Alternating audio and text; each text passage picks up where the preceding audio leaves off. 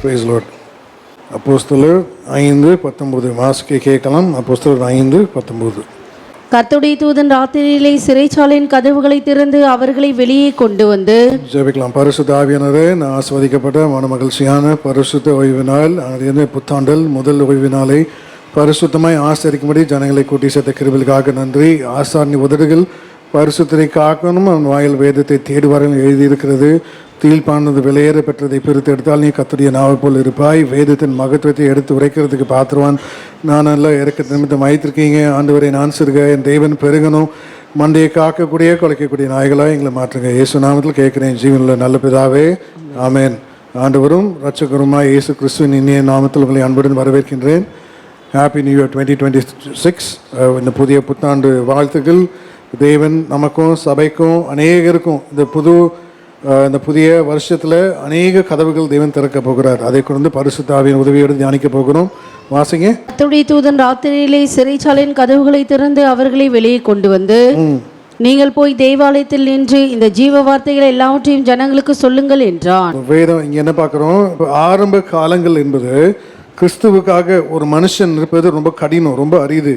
இப்போ இந்த கடைசி நாட்களும் முன்மாறி காலங்கள் எப்படி இருந்ததோ அதே போல் பின்மாறி காலங்களும் காணப்படுகின்றன. அப்போ தேவனுக்காக கர்த்தருக்காக ஒரு மனிதன் நிற்பது மிகவும் அரிது. மிகவும் கர்த்தருக்காக நிற்கிறானா என்ற கேள்விக்குறி அவனுக்குள்ளேயே எழும்பணும். அப்போ ஆரம்ப காலத்தில் வேதம் இருந்துச்சு, ஆனால் வேதத்தின் வல்லமை அவர்களிடத்தில் கிடையாது. பழைய ஏற்பாட்டில் பிரமாணத்தை வைத்திருந்தார்கள். அந்த வேத பாரகரும் பரிசேயர்களும் அது வல்லமை செய்யும் ஜீவ வார்த்தை இயேசு கிறிஸ்து ஜீவனை விட்டு விட்டார்கள். இப்போ அற்புதம் அடையாளங்களும் இருக்குது, ஆனால் அதே அற்புத அடையாளங்கள் இப்போவும் தேவன் செய்ய வல்லவராக இருக்கிறார். ஆனால் நம்ம அதை விசுவாசிக்கிறோமா? வேதத்தில் நம்ம பார்க்குறோம், ஆரம்ப காலத்தில் எப்படி சுவிசேஷம் சொல்வது எவ்வளோ கடினமோ அதே போல் இப்போவும் அதே மாதிரி தான். நார்த் இந்தியாலாம் நீங்கள் போய் பார்த்தீங்கன்னா சுவிசேஷம் சொல்கிறது ரொம்ப கடினமான. வேத நிபுணர்கள் ஆராய்ச்சியாளர்கள் என்ன சொல்கிறாங்க? இப்போ அமெரிக்கா, நிறைய வெளிநாடுலாம் எடுத்துக்கோங்களேன், எல்லாம் கிறிஸ்டின் கண்ட்ரி, பெரிய கிறிஸ்டின் நேஷன். சபைக்கு போனீங்கன்னா நிறைய பேர் உட்காந்துருக்க மாட்டான். நான் நிறைய சர்ச்சுக்கெல்லாம் போயிருக்கேன், தாழ்மையாக சொல்கிறேன். போனால் ஒரு 10 பேர் தான் உட்காந்துருப்போம். என்னை கூப்பிட்டு போனவன் என் ஃப்ரெண்டு, அவங்க. இப்போ நாங்களாம் நிறைய சர்ச்சுக்கு போயிருக்கோம், நானே மனைவியெல்லாம், யாருமே இருக்க மாட்டாங்க. ரொம்ப குறைவான ஜனங்க தான் சபைக்கே வருகிறது. ஆனால் கிறிஸ்தவ நாடு என்று பெயர். இப்போ அவங்க ஆராய்ச்சியாளர்கள் என்ன சொல்கிறாங்க? அதிக சர்ச் இருக்கிற இடம் உலகத்திலேயே எதுனா இந்தியா. அதிக விசுவாசிகள் இருக்கிற இடம் எதுனா அதுவும் இந்தியர்கள் தான். அதிக பேர் சபைக்கு போகிறது யாரும், அதுவும் நம்ம ஜனம் தான், சவுத் இந்தியன்ஸ். இப்போ நார்த் இந்தியாவுக்கு நாங்கள் போனோம், எங்கள் சர்ச்சில் பிரான்ச் சர்ச்சஸ்லாம் அங்கே போய் பார்க்கும்போது சென்ட்ரல் ஃபெய்த் ஹோம்லேயே 200 பேர் தான் உட்காந்துருப்பாங்க. Central faith home. அப்போனா மிச்ச சபையில் எப்படி இருக்கும் பாருங்கள். அதுவும் எங்கே டெல்லி சென்ட்ரல் ஃபெய்த் ஹோம். மிச்ச இடத்துலலாம் நீங்கள் பைபிள் கொண்டு நீங்கள் ட்ரெயினில் ட்ராவல் பண்ண முடியாது. இப்போ பைபிளை தைரியமாக எடுத்துகிட்டு ட்ரெயினில் நீங்கள் பிரயாணம் செய்ய முடியாது. அவ்வளோ கடினமான காலங்கள். வயலை பார்த்தோன்னா அடிப்போம், மறைச்சி தான் கொண்டு வராங்க. அந்த மாதிரி நார்த் இந்தியா, வெஸ்ட் பெங்கால், அங்கெல்லாம் அங்கே மிஷன் ஊழியத்துக்கெலாம் போகும்போது எல்லா ஊழியமும் கஷ்டம். நம்ம ஊர் மாதிரி கிடையாது, நம்ம ஊர் மாதிரி கிடையவே கிடையாது. அப்போது அதனால தான் இந்த கடைசி நாட்களில் முன்மாறி காலங்கள் எப்படி காணப்பட்டதோ பின்மாறி காலங்களும் அப்படியே காணப்படுகிறது. இங்கே தேவன் என்ன சொல்கிறாரு? சிறைச்சாலையின் கதவுகள் திறக்கப்பட. வெளிப்படுத்தல் வாசிங்க. தேவன் சொல்கிற, உனக்கு முன்பாக நான் திறந்த வாசலை வைத்திருக்கிறேன். திறந்த வாசல்னா என்ன அப்படின்னா நிறைய பேருக்கு என்னென்ன புரியல. தேவன் திறந்த வாசல் வச்சுட்டானா அடைக்கப்பட்ட கதவுகள் திறக்கணும் என்று அர்த்தம். இப்போ எதெல்லாம் அடைக்கப்பட்ட கதவுகள் இந்த புதிய வருஷத்தில் நீ எப்படி தேவனுக்காக வாழ்ந்தினா தேவன் உன் அடைக்கப்பட்ட கதவுகளை திறப்பார். வாசிங்க. வெளிப்படுத்தல் 3:8. உன் கிரியைகளை அறிந்திருக்கிறேன், உனக்கு கொஞ்ச பலன் இருந்தும் நீ என் நாமத்தை மறுதலியாமல் என் வசனத்தை கை கொண்டபடியினாலே இதோ திறந்த வாசலை உனக்கு முன்பாக வைத்திருக்கிறேன், அதை ஒருவனும் பூட்ட மாட்டான். திறந்த வாசலை உனக்கு முன்பாக வைத்திருக்கிறேன். எப்படி? நீ திருவசனத்தை கை கொள்ளும்போது. இங்க என்ன தேவன் சொல்லுகிறார்? அப்போஸ்தலர் 5:19-20 சிறைச்சாலை கதவுகள் அடைக்கப்பட்டன. அப்போ நீ ஒரு தீர்மானம் எடுக்கும் போது, தேவனுடைய வார்த்தையை அநேகருக்கு சொல்லுவேன், எடுத்து உரைப்பேன் அப்படின்னு தீர்மானம் நீ எடுக்கும்போது தேவன் அடைக்கப்பட்ட கதவுகளை தேவன் திறக்கிறார். வாசிங்க. அப்போஸ்தலர் 5:19. கர்த்தருடைய தூதன் ராத்திரியிலே சிறைச்சாலையின் கதவுகளை திறந்து அவர்களை வெளியே கொண்டு வந்து நீங்கள் போய் தேவாலயத்தில் நின்று இந்த ஜீவ வார்த்தைகளை எல்லாவற்றையும் ஜனங்களுக்கு சொல்லுங்கள் என்றான். இப்போ பாருங்க, ஜீவ வார்த்தை ஜனங்களுக்கு சொல்லுங்கள் அப்படின்னா ஒரு தீர்மானம் என்ன? இந்த வருஷத்தை நான் ஊழியம் பண்ணுவேன். என்ன பண்ணுவேன்? நீ வேலை பண்ணுவியோ இல்லையோ அதெல்லாம் ஆண்டவர் கேட்கல. இந்த வருஷத்தில் நான் என்ன பண்ணுவேன்? ஊழியம் பண்ணுவேன். உன் வேலையை தம் பிடிக்க வச்சுக்கணும் ஒரு ஆண்டவர். உன் வேலை யாருக்கு வேணும்? முதல்ல ஊழியம் பண்ணு. உன் ஊழியம் பண்ணாதான் தேவன் கையும் பிரயாசத்தை முதல்ல அடைக்கப்பட்ட கதவுகள் திறக்கிறதுக்கு ஒரு தீர்மானம். தேவன் என்ன சொல்கிறாரு? ஜீவ வசனத்தை அநேகருக்கு பேசுவேன். ஜீவ வசனம் அநேகத்துக்கு நான் பேசுவேன். அப்போ எங்கே போனாலும் அடைக்கப்பட்ட நிலவரம், தடைகளும், எதிர்ப்புகளும், பூட்டப்பட்ட நிலவரங்களும் ஒரு மனுஷனுக்கு காணப்படுகிறது. 2025 கடந்து வந்தோம். 2026 தேவன் சபையோடு பேச விரும்புகிறார். கர்த்தருடைய பிள்ளைகளை திடப்படுத்த விரும்புகிறார். உனக்கு வாசல்கள் திறக்கணும். திறந்த வாசல் அப்படின்னா அடைக்கப்பட்ட கதவுகள் ஃபஸ்ட்டு திறக்கணும். இப்போ தேவனுக்காக நீ ஊழியம் செய்ய பிரயாசப்படணும். தாழ்மையாக சொல்கிறேன், நாங்கள் ஊழியம் பண்ணுறோம். எங்கள் சொந்தக்காரங்க எல்லா வெளிநாட்டுக்கெல்லாம் பிரயாணம் செய்யும்போது ஒருத்தர்கிட்ட பேசும்போது சொன்னார், ஊழியம் நல்லா செஞ்சிட்ருக்கோண்ணே எப்படி அப்படின்னு. அவர் சொல்கிறாரு, அது பெரிய கோடீஸ்வரர், ஒரு 500 கோடிக்கு அதிபதி. ஊழியம் வேண்டா பண்ணுவான் அப்படின்னாரு. யாருமா ஊழியம் பண்ணுவான்னு? வேலை இல்லாமல் தான் ஊழியம் பண்ணுவான் அப்படின்னாரு. நல்லா எனக்கு கேளுங்க, யார் ஊழியம் பண்ணுவா? வேலை இல்லாதவன் இல்லை, வேலை இருக்கிறவன் தான் ஊழியம் பண்ணணும். நீ உன் வேலையே ஆண்டு பிடுங்க போகிறார். இந்த புதிய வருஷம் தீர்க்க தரிசனமே அதுதான். என்ன ஆண்டு ஃபஸ்ட்டு சொல்கிறாரு? உன் வேலையை ஆண்டு பிடிங்கிடுவார். நீ ஊழியத்தை பண்ணலைன்னா கழுதை தேஞ்சு,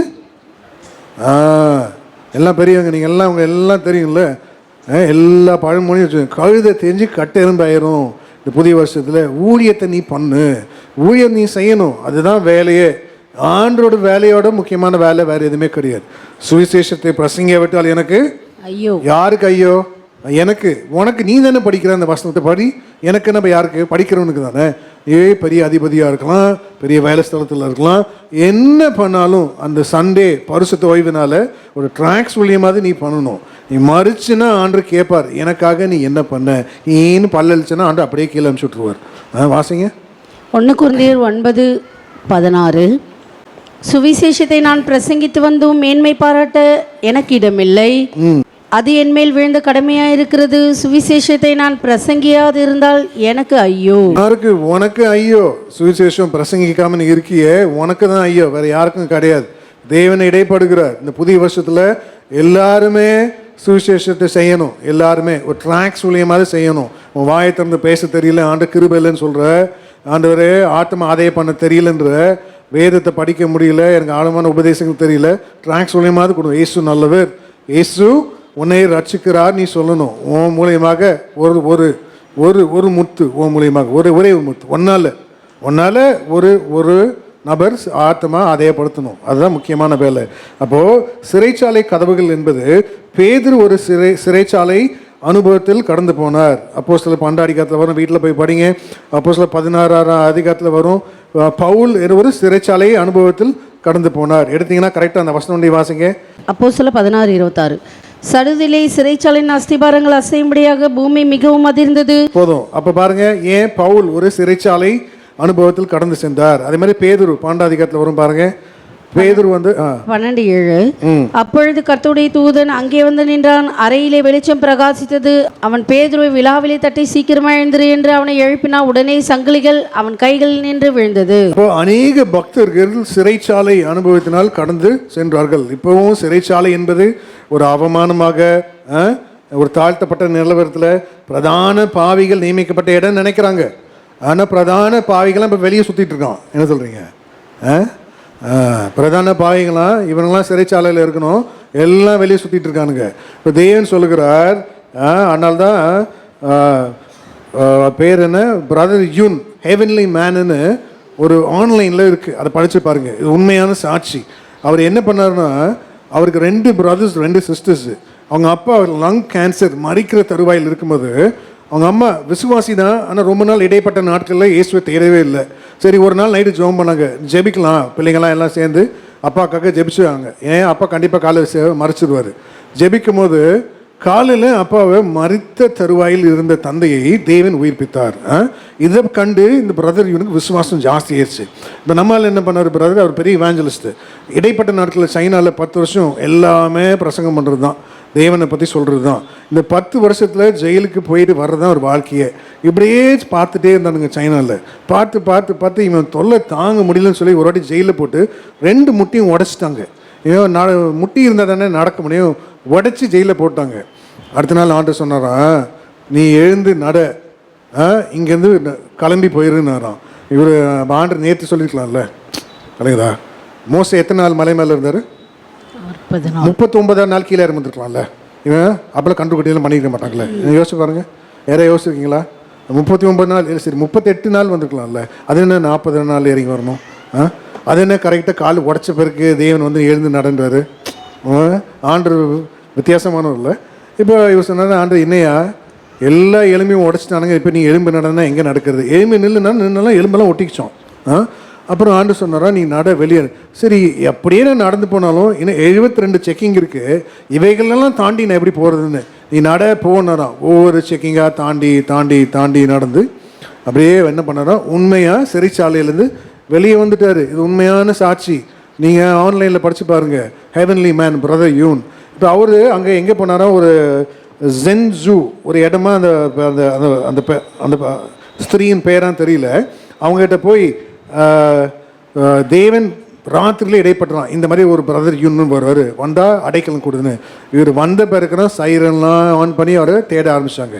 அங்கேருந்து கிளம்பி ஜெர்மனிக்கு வந்து அசைலம் வாங்கி இப்போ ஜெர்மனியில் ஊழியம் பண்ணுறாரு. இதெல்லாம் உண்மை. சிறைச்சாலையில் இன்றைக்கும் மனுஷர்கள் விடுவிக்கப்படுகிறார்கள். சிறைச்சாலை என்பது என்ன? எப்படியாவது யாருக்காவது சிறைச்சாலை போயிருக்கீங்களா? அந்த அனுபவம் இருக்கா? அப்படி அப்போ சொல்லலை, சும்மா போய் பார்த்துருக்கீங்களான்னு கேட்டேன். சிறைச்சாலையில் ஊழியம் பண்ணுவாங்க ஒன்று அந்த காலத்துலலாம். ப்ரிசன் மினிஸ்ட்ரி, ஹெல்த் மினிஸ்ட்ரி, ப்ரிசன்லாம் ஊழியம் பண்ணுவாங்க. எல்லாம் தெரியாதா? அப்போது தேவன் சொல்லுகிறார், சிறைச்சாலையில் பெரிய கதவு இருக்கும், அதுக்குள்ள ஒரு சின்ன கதவு இருக்கும். ஃபஸ்ட்டு நீ பேர் எழுதி கொடுக்கணும். இப்போ எல்லாம் ஆன்லைன் ஆயிடுச்சு. அங்கே விசாரணை கைதி இருப்பான், தண்டனை கைதி இருப்பான், ஆயுள் கைதி இருப்பான், பெரிய குற்றவாளிகள் இருப்பாங்க. இவைகள் மத்தியில் சிறைச்சாலை என்பது எல்லாம் என்ன நினைக்கிறாங்க, பாவிகளுக்கு நியமிக்கப்பட்ட இடம்னு. அப்போ ஆனால் யோசனை, ஆண்டவர் வெறும் பூமியில் சிறைச்சாலையாக வச்சுருக்கணும். ஏசு என்ன பண்ணாரா, சொல்லுங்கள், ஒன்று நீ வேணும்னாராம்.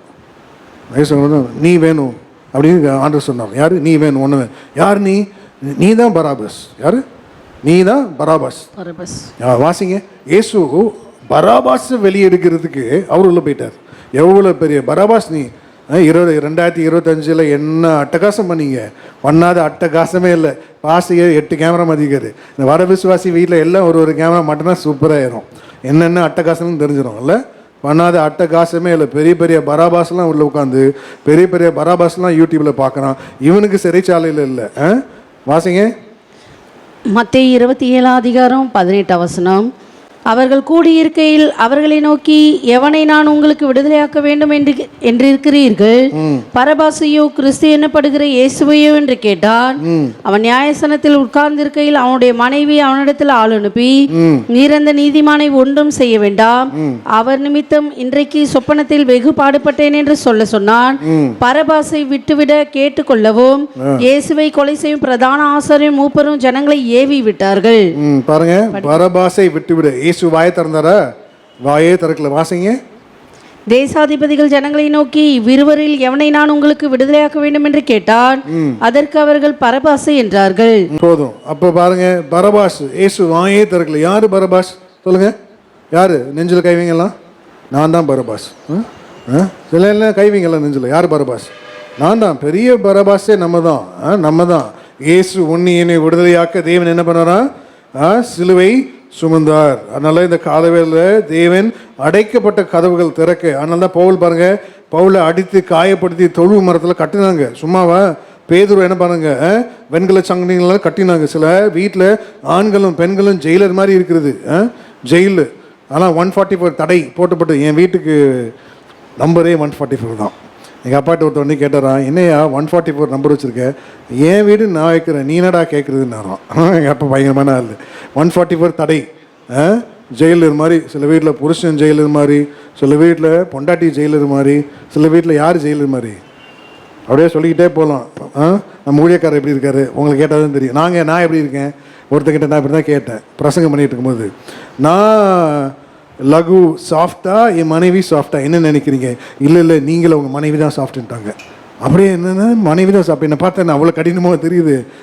பாருங்கள், தேவன் இடைப்படுகிறார். அதனால் தேவன் சொல்கிறாரு, அதனால தான் அடிமையானவனை அரசால் வைக்க முடியுமா? அடிமையானவன் எதில் அடிமைத்தனத்தில் இருக்க? சிறைச்சாலையில் இருக்கிறவன் எப்படி அடிமைத்தன அரசால் தேவன் வைப்பார்? நீனே சிறைச்சாலையில் அடிமைத்தனத்தில் இருக்க, உன்னை கண்டு அரசால வைக்க முடியுமா? அடிமையானவன் அரசால வச்சா பூமி தாங்காதான். ஏன்?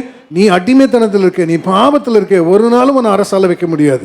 நீ ஜெயஜியும் கொண்டாதான் நீ இயேசுவனுடைய பக்கத்திலே வர முடியும். அப்படியே பரலோக கதவே உனக்கு தெரியாது. ஏன்? நீ ஜெயம் கொள்ளணும். இங்கேயும் எதுலேயும் ஜெயிக்கலை. உடையில ஜெயம் இல்லை, ஜீவியத்தில் ஜெயம் இல்லை, என்ன இல்லை, அலங்கரிப்பில் ஜெயம் இல்லை, எதுலேயுமே ஜெயம். பட்டியல் போட்டுனே இருக்கலாம். அதெல்லாம் நேரமாயிடும். எதில் ஜெயம்? வயசாயிடுச்சு, இன்னும் நம்ம மேக்கப் தான் போடுறோம். இல்லை பாருங்கள், வயசான பிறகு நிறைய பேர் நிறைய விசுவாசம் டை அடிப்பான். எங்கள் சர்ச்சில் டை அடித்தவனுக்கு யாரும் கிடையாது, ஊழியம் கிடையாது. உண்மை. சர்ச் ஐயர் சொன்னார், ஆண்டு பார்த்தானா சண்டே ஸ்கூலுக்கு ஹெட் மாஸ்டர் பார்க்கல வைக்கலாம், ஒருத்தர் நியமிச்சு தரான் பாஸ்டர். உண்மையான சாட்சி.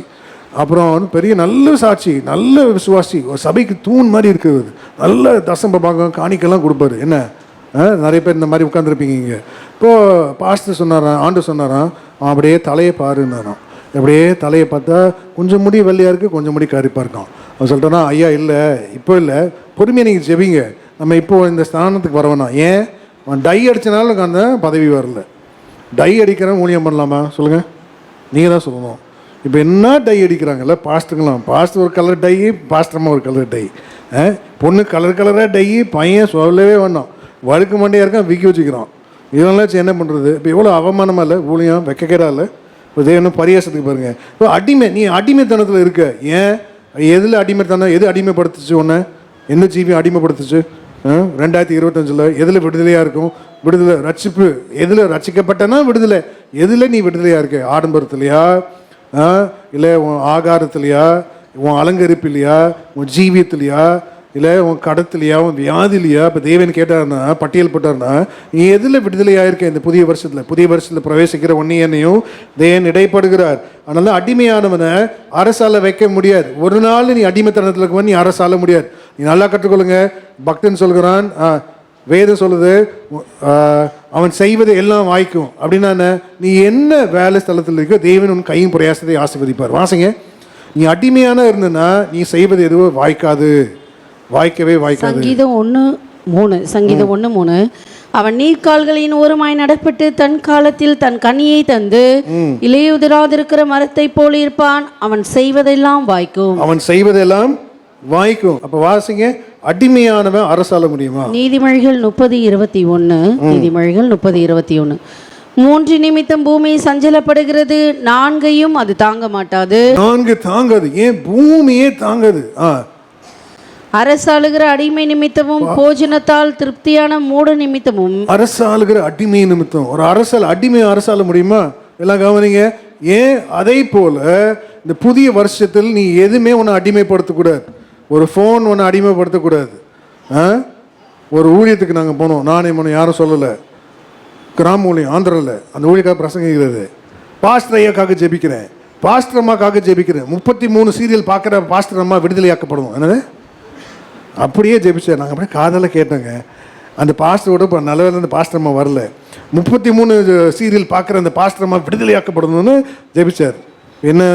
பாஸ்டர் அம்மாவே 33 சீரியல் பார்த்தா அப்போ விசுவாசி எத்தனை சீரியல் பார்ப்பான்? பாருங்க, இதெல்லாம் உண்மை. ஏன்? அடிமைத்தனம் படுத்துட்டு பாருங்க, அடிமைத்தனம். அதனால தான் அடிமையான அரசாளுகிற அடிமையை நிமித்தம். ஆனால் தேவன் சொன்னார், வேறு வஸ்திரம் தரித்து பார்வன் இடத்தில் வந்து ஒருத்தன். யார் அவன்? அடிமையான இருக்கிறது யாரு? யோசேப்பு தேவன் அழைக்கிறார். ஆயத்தன சொல்றார், வேறு வஸ்திரம் தரித்து நில். பார்வன்னா எதற்கு அடையாளம்? எதற்கு அடையாளம்? பார்வன்னா பிசாசுக்கு அடையாளம் இல்லை, பிசாசுக்கு அடையாளம். ஆனால் இங்கே தேவனுக்கு அடையாளம். இங்கே அப்படி எடுத்துக்கணும். இப்போ யோசேப்பு யாருக்கு அடையாளம்? யாருக்கு நிழலாட்டம்? ஏசுக்கு நிழலாட்டம். இப்போ யோசேப்பு வந்து நிற்கிறார் பாரு தேவனுக்கு முன்பாக. இப்போ தேவனுக்கு முன்பாக நீ நிற்கும்போது அடிமைத்தனத்தின வஸ்திரம் நீ தரிக்கக்கூடாது. உன் பழைய ஜீவியம் தென்படக்கூடாது. அடிமைத்தனத்தை அந்த அந்த அந்த துர்நாற்றம் வீசக்கூடாது. நாற்றம் இல்லை, நாற்றம்னா நல்ல வாசனை. நம்ம ஊரில் என்ன பண்ணுங்க, சென்னையில் நாத்தடிக்குதுன்னு. நாற்றம்னா நல்ல வாசனையாம். எனக்கே அப்புறம் தான் தெரியும். துர்நாற்றம் தான் என்னது? கெட்ட வாசனை. இப்போ வாசிங்க. ஆதியாகமம் 41:14. இப்பொழுது பார்வோன் யோசேப்பை அழைப்பித்தான். அவனை தீவிரமாய் காவல் கிடங்கிலிருந்து கொண்டு வந்தார்கள். அவன் சவரம் பண்ணி கொண்டு வேறு வஸ்திரம் தரித்து பார்வோனிடத்தில் வந்தான். பாருங்க, சவரம் பண்ணி வேறு வஸ்திரம் தரித்து. வேறு வஸ்திரம் என்ன? அப்போ அடிமைத்தனத்தில் வஸ்திரம் நீ தரிக்க கூடாது. மெல்லிய வஸ்திரம் அப்படின்னா என்ன? ரட்சிப்பின் வஸ்திரம். எல்லாம் கவனிங்க, மெல்லிய வஸ்திரம், ரட்சிப்பின் வஸ்திரம். தேவன் இடைப்படுகிறார், நீங்கள் நல்லா இப்போ கற்றுக்கொள்ளணும். அப்போது ரட்சிப்பின் வஸ்திரம், மெல்லிய வஸ்திரம் தரித்து, அப்போது மெல்லிய வஸ்திரம் அது பரிசுத்தவான்களுடைய நீதியே. தராசு தேவன் வைக்கும்போது உன் நீதி என்னன்னு தேவன் கேட்பார். இந்த புதிய வருஷத்தில் தேவன் அடைக்கப்பட்ட கதவுகள் திறக்கணும்னா உன் வாழ்க்கையில் தேவன் என்ன வஸ்திரம் தரித்திருக்கிற முதல் கேள்வி அதுதான். வாசிங்க. வெளிப்படுத்தல் 19:8. சுத்தமும் பிரகாசமான மெல்லிய வஸ்திரம் தரித்து கொள்ளும்படி அவளுக்கு அளிக்கப்பட்டது. அந்த மெல்லிய வஸ்திரம் பரிசுத்தவான்களுடைய நீதிகளே. என்ன, நீ அடிமைத்தன வஸ்திரம் தரிக்க கூடாது. யோசிப்பு வந்து நிற்கிறான் யார் முன்னாடி? பார்வை முன்னாடி. நீ தேவன் முன்பாக நிற்கும் போது அடிமைத்தனம் வாங்கிய வஸ்திரம் நீ தரிக்கப்பட்டிருக்க கூடாது. என்ன? மெல்லிய வஸ்திரம், பரிசுத்தவான்களுடைய நீதியே. அப்போ தேவன் இடைப்படுகிறார். அப்போ அவனை பார்த்து அவன் என்ன சொல்றான்? இப்போ ஒரு பார்வை விளக்குறான், அவன் சொப்பனத்தை விளக்கின பின்பு யோசேப்பு என்ன சொல்றான்? தேவன் உனக்கு மங்களமான உத்தரவு அருளுவார். வாசிங்க, நல்ல உத்தரவு. அவன் எவ்வளோ தாழ்த்துறான் பாருங்க. எத்தனையோ வருஷம் அடிமைத்தனத்தில் செய்யாத தப்புக்காக தண்டனை குற்றம். இப்போ யாரும் நான் பண்ணலை, யாருமே என்னை புரிஞ்சுக்கல, ஆனால் இந்த பாதை வழியாக நான் கடந்து போகிறேன், அது தப்பாக நான் தண்டிக்கப்படுகிறேன், ஒன்றுமே சொல்லலை. அவன் எவ்வளோ ஹம்பிள், எவ்வளோ தாழ்மை பாருங்க. தேவன் உனக்கு மங்களமான உத்தரவு அருள்வார். வாசிங்க. ஆதியாகமம் 41:16. அப்பொழுது யோசேப்பு பார்வோனுக்கு பிரதியுத்தரமாக, நான் அல்ல, தேவனே பார்வோனுக்கு மங்களகரமான உத்தரவு அருளி செய்வார் என்றான். எப்படி மங்களகரமான உத்தரவு? என்ன அழகா இருக்குல்ல வேதத்தை வாசிக்கும் போது. அப்போ நீங்க பாருங்க, அப்போ பார்வோன் விளக்குறான் என்ன இந்த மாதிரி ஒரு சொப்பனம். அப்போ யோசேப்பு சிறைச்சாலையில் கிடைக்கப்பட்டவன். எக்கனாமிக்ஸ்னா என்ன தெரியுமா? எக்கனாமிக்ஸ்னா எல்லாருக்கும் தெரியும்ல, படித்தவங்களாம் தெரியும். அப்போ பொருளாதாரம் என்ன? நாட்டினுடைய பொருளாதாரம், ஏற்றுமதி இறக்குமதி, ஜிடிபி குரோத்து, இதெல்லாம் அடிமைத்தனத்தில் இருக்கவனுக்கு எப்படி தெரியும்? எத்தனை வருஷம் அடிமைத்தனத்தில் இருந்தான் யோசேப்பு? பார்வனுக்கு முன்னாடி நிற்கும்போது என்ன வயசு? 30 வயசு. எந்த வயசில் சிறையாக்கப்பட்டான்? 17. ஒரு 2-3 வருஷம் போத்திபார் வீட்டில் இருக்கலாம். அப்போ 10 வருஷம் அடிமைத்தனத்தில் இருக்கவன் எப்படி நாட்டு நிலவரம் தெரியும்? ஒரு அரசு ராஜாக்கு தெரியும், இவனுக்கு எப்படி தெரியும்? ஆனால் இவன் என்ன பண்ணுறான்? இவன் என்ன சொல்கிறான்? பஞ்சம் வரப்போது, ஜாக்கிரதையாரு, நீ சேர்த்துக்கொள். அதனால தான் தேவன் ஒரு வசனம் வரலாம் வாசிங்க வேதத்தில், ஐஸ்வர்யமும் செல்வமும் என்றைக்கும் நிலையா இருக்காது. எப்பவுமே காசு வராது, உண்டியல் எப்பவுமே நிரம்பாது. மாட்டுகள் மேல் ஜாக்கிரதையாரு நான் சொல்றாரு. ஏன்? எல்லாருக்கும் எல்லாம் அதுவும் நிலையாது, நிலைக்காது. நீதிமொழிகள் 27:24. செல்வம் என்றைக்கும் நிலையாது, கிரீடம் தலைமுறை தோறும் நிலை நிற்குமோ? நிற்காது, ஜாக்கிரதையாது. தேவன் எச்சரிக்கிறார். உன் கையும் பிரயாசம், நீ நல்ல வேலையில் இருக்க, வேலை நல்லா இருக்குன்னு நினைக்காத, ஜாக்கிரதையாரு. உன் கையும் பிரயாசம், பிஸ்னஸ் நல்லா ஓடுது, நல்லா ஓடணும் நீ அப்படின்னு நினைக்காத, ஜாக்கிரதையாரு. இருக்கும்போது சேர்த்துக்கொள். அப்படின்னா என்ன? உனக்கு கண்ணு தெரியும் போது வேதத்தை வாசி, முழங்கால் நல்லா இருக்கும்போது நல்லா, முட்டி நல்லா இருக்கும்போது முழங்காலில் நெல்லு, ஜீவன் இருக்கும்போது தேவனுக்காக ஓடி ஓடி ஊழியம் செய். எல்லாம் தேவன் இடைப்படுகிறார் இந்த புதிய வருஷத்தில். அப்போ தேவன் இப்போ இவன் என்ன சொல்கிறான்? அப்போது பார்வோன் விளக்கின பின்பு யோசேப்பை பார்த்து, தேவ ஆவியை பெற்ற மனுஷன் இவனை போல வேற யாரும் இருக்கிறாங்களா? வாசிங்க பாருங்க. ஒரு அடிமைத்தனத்தில் இருக்குவேன், அடிமையானவனை அரசாளாக தேவன் அழைக்கிறார். இந்த கால வேளையில் உன்னையனையும் தேவன் அழைக்கிறார். நீ அப்படியே நீ நம்பணும், வேதம் எல்லாம் உண்மை. நீ எப்படி இதே மாதிரி ஜீவிக்கிறியோ அதே பிரதிபலன். எப்பவுமே நான் சொல்லுவேன், ஒரு ஸ்கூலில் 1 மணி நேரம் தான், ஒரு சப்ஜெக்ட் தான், அதே டீச்சர் தான். ஒரு பிள்ளை ஃபர்ஸ்ட் ரேங்க் எடுக்கும், ஒரு பிள்ளை கடைசி ரேங்க் எடுக்கும். நீ என்ன ரேங்க் எடுக்கிற? அதே சப்ஜெக்ட் தான், அதே 1.25 மணி நேரம் பிரசங்கம் தான். நீ என்ன நிலைமையில் இருக்க?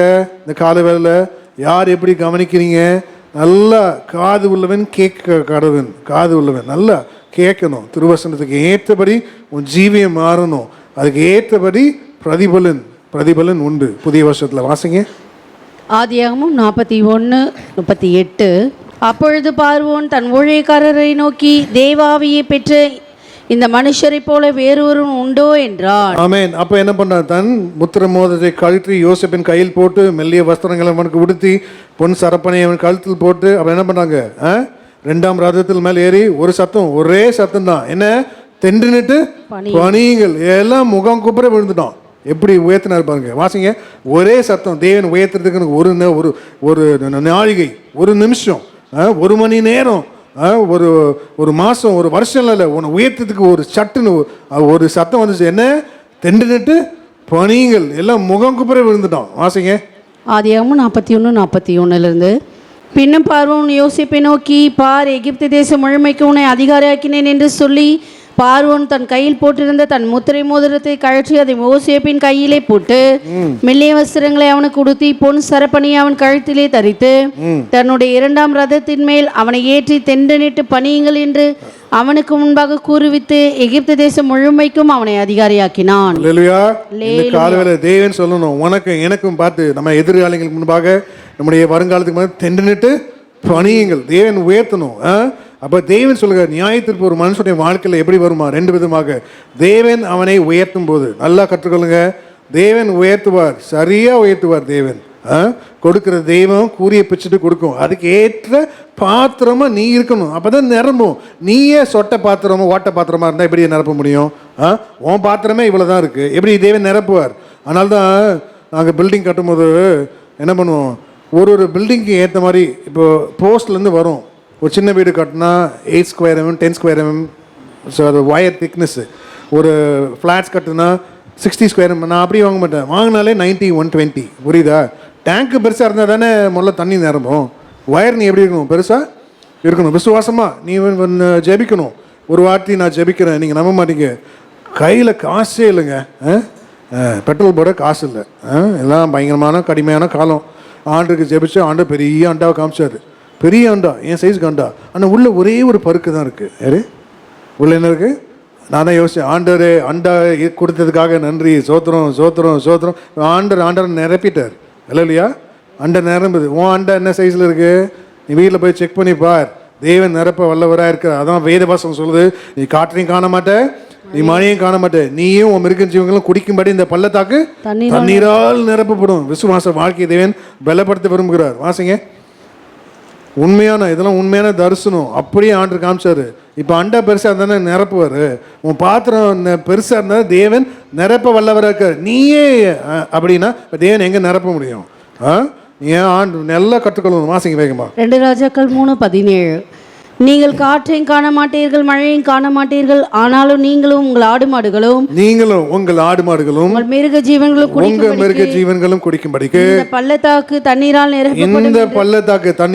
நிரப்பும். அல்லேலூயா. உனக்கும் வார்ப்பேன், உன் ஒட்டகத்துக்கும் வார்ப்பேன்றாரு. இந்த புதிய வருஷத்துல தேவன் இடைப்படுகிறார். உனக்கும் வார்ப்பேன், உன் ஒட்டகத்துக்கும் வார்ப்பேன். கவலைப்படாத. அவ்வளோதான். பாட்டு பண்ணி டியூன்லாம் மாறிடும். இப்போ தேவன் இடைப்படுகிறார். வாசிங்க. அப்போ தேவன் சொல்கிறாரு, ஒரே சத்தம், தெண்டுன்னுட்டு பணியுங்கள். தேவன் அதை போல உன் சிறைச்சாலை அனுபவங்கள் உடைக்கப்பட்டு மாறணும். அதனால தான் வேதத்தில் வாசிக்கணும். அப்போஸ்தலர் 16:26 வாசிங்க. அஸ்திபாரங்கள் என்ன பண்ணுமா? சிறைச்சாலை அஸ்திபாரங்கள் அசையணும். வாசிங்க. அப்போஸ்தலர் 16:26 சடிதிலே சிறைச்சாலையின் அஸ்திபாரங்கள் அசையும்படியாக. பாருங்க, சடிதிலே சிறைச்சாலையின் அஸ்திபாரங்கள் அசையும்படியாக பூமி மிகவும் அதிர்ந்தது. உடனே கதவுகள் எல்லாம் திறவுண்டது, எல்லாருடைய கட்டுகளும் கழண்டு போயிற்று. சிறைச்சாலை என்பது எல்லாம் இங்க கவனிங்க.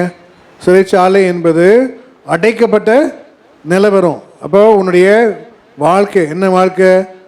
சில பேர் சில வேலை ஸ்தலத்தில் சிறைச்சாலை போல அடைக்கப்பட்ட நிலவரத்தில் இருப்பாங்க. சில குடும்பம் அப்படி இருக்கும், சில ஊழியம் அப்படி இருக்கும். அநேக வாழ்க்கை அநேக தரம் இவைகளெல்லாம் நான் கடந்து வந்திருக்கேன். எல்லாத்துலேயும் சில வேலை அப்படி இருக்கும். தேவன் திறக்கவே மாட்டார், உன் கையும் பிரயாசத்தை ஆசீர்வதிக்க மாட்டார். சில வேலை உன் குடும்பம் சிறைச்சாலை போல் அடைக்கப்பட்ட நிலவரம். குடிகார புருஷனாக இருப்பான், துன்மார்க்க மனைவியாக இருக்கும், துன்மார்க்க பிள்ளைகளாக இருக்கும். சில வேலை ஊழியம் பாரமாக்கிடுவார், முள்ளு மேல் நடக்கிற ஊழியத்தாக வச்சுருவார் சில வேலை. இப்போது தேவன் இங்கே அடைக்கப்பட்ட அந்த அனுபவங்கள் தேவன் என்ன பண்ணுறாரு? அஸ்திபாரங்கள் குலுங்க தேவன் வாசல்களை திறந்தார். சுயாதீனம் இருக்காது, சுதந்திரம் இருக்காது, கருத்து பேச முடியாது, சுதந்திரமாக பேச இயலாது, எதை பேசினாலும் தப்பாயிரும். அந்த மாதிரி அனுபவத்துக்கு போயிருக்கீங்களா? சில நிலவரத்தில் நன்மை சொன்னாலும் தீமையாக எடுத்துப்பாங்க, தீமை சொன்னாலும் அது வெறும் தீமையாக மாறிவிடும். இவைகளெல்லாம் கடந்து போகும். அதனால தான் தேவன் சொல்கிறார், உனக்கு அபிஷேகம் தேவை. அபிஷேகம் பண்ண கோரேசுக்கு முன்பாக நீ எப்படி இருக்க? இந்த காலவேளை ஏசாயா 45:1 வாசிங்க. அவனுக்கு தேவன் ஒரு திறந்த வாசல் வைத்திருக்கிறார். உன் அடைக்கப்பட்ட சிறைச்சாலை கதவுகள் திறக்க இந்த புதிய வருஷத்துல உனக்கு ஒரு நிறைவான அபிஷேகம் தேவை. ஏசாயா 45:1 கர்த்தராகிய நான் அபிஷேகம் பண்ணின கோரேசுக்கு முன்பாக ஜாதிகளை கீழ்ப்படுத்தி ராஜாக்களின் இடைக்கட்டுகளை அழிக்கும்படிக்கும் அவனுக்கு முன்பாக வாசல்களை பூட்டப்படாதிருக்க கதவுகளை திறந்து வைக்கும்படிக்கும் அவனை பார்த்து அவன் வலது கையை பிடித்துக்கொண்டு அவனுக்கு சொல்லுகிறதாவது. போதும். அப்ப தேவன் சொல்லுகிறார் இங்க அவனுக்கு முன்பாக வாசல்கள் பூட்டப்படாதிருக்க. அப்போ அபிஷேகம் பண்ணின கோரேஸ், அபிஷேகம் பண்ணின கோரேஸ் எல்லாம் இங்க கவனிங்க, எல்லாம் இங்க பாருங்க. அபிஷேகம் பண்ணின கோரேஸ் அப்படின்னா அபிஷேகம் ரொம்ப முக்கியம். என்ன, ஒரு மனுஷனுக்கு அபிஷேகம் ரொம்ப முக்கியம், விலையேறப்பெற்றது. அப்போ அபிஷேகம் என்பது வேது சொல்லுது, நீ பெற்ற அபிஷேகம் உன்னை வழி நடத்தும். நீ பெற்ற ஆரம்ப காலத்துல இயேசுக்காக நம்ம வரும்போது ஒரு அபிஷேகம் பெற்றிருப்போம். நாட்கள் கடந்து செல்ல 10 வருடங்கள் போன பிறகு அபிஷேகம் கொஞ்சம் கூடி இருக்கலாம். சபை காத்திருப்பு கூட்டத்தில் நம்ம என்ன பண்ணும்போது கலந்து கொள்ளும்போது சில அபிஷேகம் கொஞ்சம் கூடும். அதனால தான் தேவன் சொல்றாரு, நீ பெற்ற அபிஷேகமே உன்னை வழி நடத்தினா இருக்கு. சபைக்கு வராம வீட்டில் உட்காந்துருக்குறதா? அப்படியா? ஆர்சியிலிருந்து ரசிக்கப்பட்ட சிஎஸ்ஐ சிஎன்ஐ சர்ச்சுக்கு வரும். எல்லாம் கவனிங்க, சிஎஸ்ஐ சிஎன்ஐ சர்ச், அப்புறம் மெதுவாக கொஞ்சம் கொஞ்சமாக வளர்ந்து பேப்டிஸ்ட் சர்ச், அப்புறம் என்ன கொஞ்சம் நல்ல பெந்தகோஸ்து சபை, இன்னும் ஆழமான பெந்தகோஸ்து சபை. இதான் நீ பெற்ற அபிஷேகம் உன்னை வழி நடத்துறது. ஏன், உன்னை இந்த நிலவரிலிருந்து தேவன் உயரமான நிலவரத்துக்கு உயர்த்தி நடத்தி செல்லும்படி தேவன் உன்னை அப்படி பேசுகிறார். வாசிங்க. 1:2:27. நீங்கள் அவராலே பெற்ற அபிஷேகம் உங்களில் நிலைத்திருக்கிறது, ஒருவரும் உங்களுக்கு போதிக்க வேண்டுவதில்லை. அந்த அபிஷேகம் சகலத்தை குறித்து உங்களுக்கு போதிக்கிறது, அது சத்தியமாயிருக்கிறது, பொய்யல்ல. அது உங்களுக்கு போதித்தபடியே அவரில் நிலைத்திருப்பீர்களாக. ஆமென். அப்ப பரிசுத்த ஆவி வரும்போது நீங்கள் நவமான பாஷை பேசுவீர்கள். பரிசுத்த ஆவி உங்கள் மேல் வரும்போது அபிஷேகம் எப்படி நிரம்பி நவமான பாஷை அப்படின்னா, ரட்சிக்கப்பட்டவன் ரைட்டு, ரொம்ப நல்லது, ரட்சிக்கப்பட்டீங்க. இப்போ இங்க வா ஜெபி, அந்நிய பாஷையில் நிரம்புன என்ன அந்நிய பாஷை வரும். ரப்பி ரிபி ரிபி ரப்பி தூரியா ரப்பி ரிபி ரிபி ரப்பி ரிபி ரப்பி ரிபி ரிபி இப்படியே பேசுன என்ன வேதம் என்ன சொல்றது? நவமான பாஷை. இப்போ என்ன என்ன கிளாஸ் தான் படிக்கிற? 7th. What is your name? Where is your school? ஒரு பிள்ளை ஆன்சர் பண்ணுறதுக்கு பாருங்க, 6th தான் படிக்கிறான். What is your name, where is your school? கரெக்டாக சொல்கிறான்ல. A for apple, B for ballனா எப்படி இருக்கும் எனக்கு? What is your name? A for apple. Where is your school? B for ball. இப்போ எப்படி இருக்கு எனக்கு? எனக்கு கோவம் வராது. இப்போ நீ என்ன பாஷை நீ பேசுகிற? அதே 2 பாஷை தான் பேசுகிறியா, இல்லை உன் பாஷை மாறுதா? நவமான பாஷை நீ பேசணும், நவமான பாஷை. முதல் சேவஸில் நான் சொன்னேன், என் தங்கச்சி பிள்ளை ஒருத்தன் இருக்கான், பேர்லாம் சொல்லலை, ரொம்ப ஸ்மார்ட், ரொம்ப ஹேண்ட்ஸம், ரொம்ப ஹேண்ட்ஸம்னா நல்லா ஹேண்ட்ஸம் பாய், பார்க்கறதுக்கே நல்லா அழகாக இருப்பான், லட்டு மாதிரி இருப்பான். இப்போ அவனுக்கு 15 வயசு ஆயிடுச்சு. இப்போ வாலிப பையன் இன்னும் நல்லா இருப்பான்ல, நல்ல முடி, நல்ல வட்ட சாட்டம், நல்ல உயரமாக இருக்கான், வெரி ஸ்மார்ட் பாய். நான் சொன்னேன், உனக்கு பொண்ணு பார்க்கும்போது ஒரே கண்டிஷன் தான், மாப்பிள்ளை ரொம்ப அழகாக இருப்பார், ஆனால் இங்கிலீஷில் ஒரு கேள்வியும் கேட்கக்கூடாது. மாப்பிள்ளைக்கு இங்கிலீஷ் தெரியாது. என்ன 8ஆம் கிளாஸ் படிக்கிறான், வேர் இஸ் யூர் ஸ்கூல்னு ஆன்சர் பண்ண தெரியாது, where are you from, where are you கோயிங்னா பேசவே தெரியாது, ஆனால் ரொம்ப ஸ்மார்ட், ரொம்ப ஹேண்ட்ஸம். இப்போ என்ன ஏன்னா உன் அபிஷேகம் எப்படி, என்ன நிலவரத்தில் இருக்கு நீ?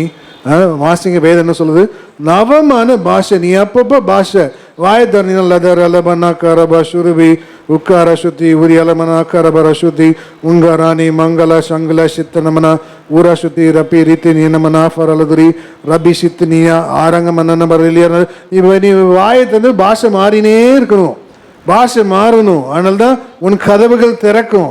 நீ பேசுகிற 2 பாஷையை வச்சு நான் மாரடிக்க வேண்டியதாக இருக்குது. வாசிங்க. மார்க் 16:17. நீ பேசுகிற 2 பாஷையை வச்சு உனக்காக நான் முட்டிக்கால் நின்று முட்டியெல்லாம் தேஞ்சு போகுது. எப்போ நீ பாஷையில் நீ நிரம்பி, எப்போ நான் ஆசீர்வாதமாக ஆகி நான் இப்போ பெரிய ஆளாக இருக்குது. வாசிங்க. மார்க் 16:17. விசுவாசிக்கிறவர்களால் நடக்கும் அடையாளங்களாவன, என் நாமத்தினாலே பிசாசுகளை துரத்துவார்கள், நவமான பாஷைகளை பேசுவார்கள். அப்போ அபிஷேகம் வரும்போது நீ நிறைவு, அதனால நிறைவானது வரும்போது குறைவு என்ன பண்ணுமா? ஒழிந்து போகும். நிறைவு, நிறைவு என்பது என்ன அப்படின்னா ஒரு தீர்மானம். அபிஷேகம் எப்படி? வேதம் சொல்லுது, 1 மணி நேரமாவது நீ என்ன பண்ணும்? 1 மணி நேரம். நீ ஒரு ஆரம்ப காலகட்டத்தில் ஒரு பெந்தகோஸ்து சபை அப்படின்னா ஒரு விசுவாசி நீ பாட்டு கண்ண முடி 1 மணி நேரமாக நீ ஜெபிக்கணும்.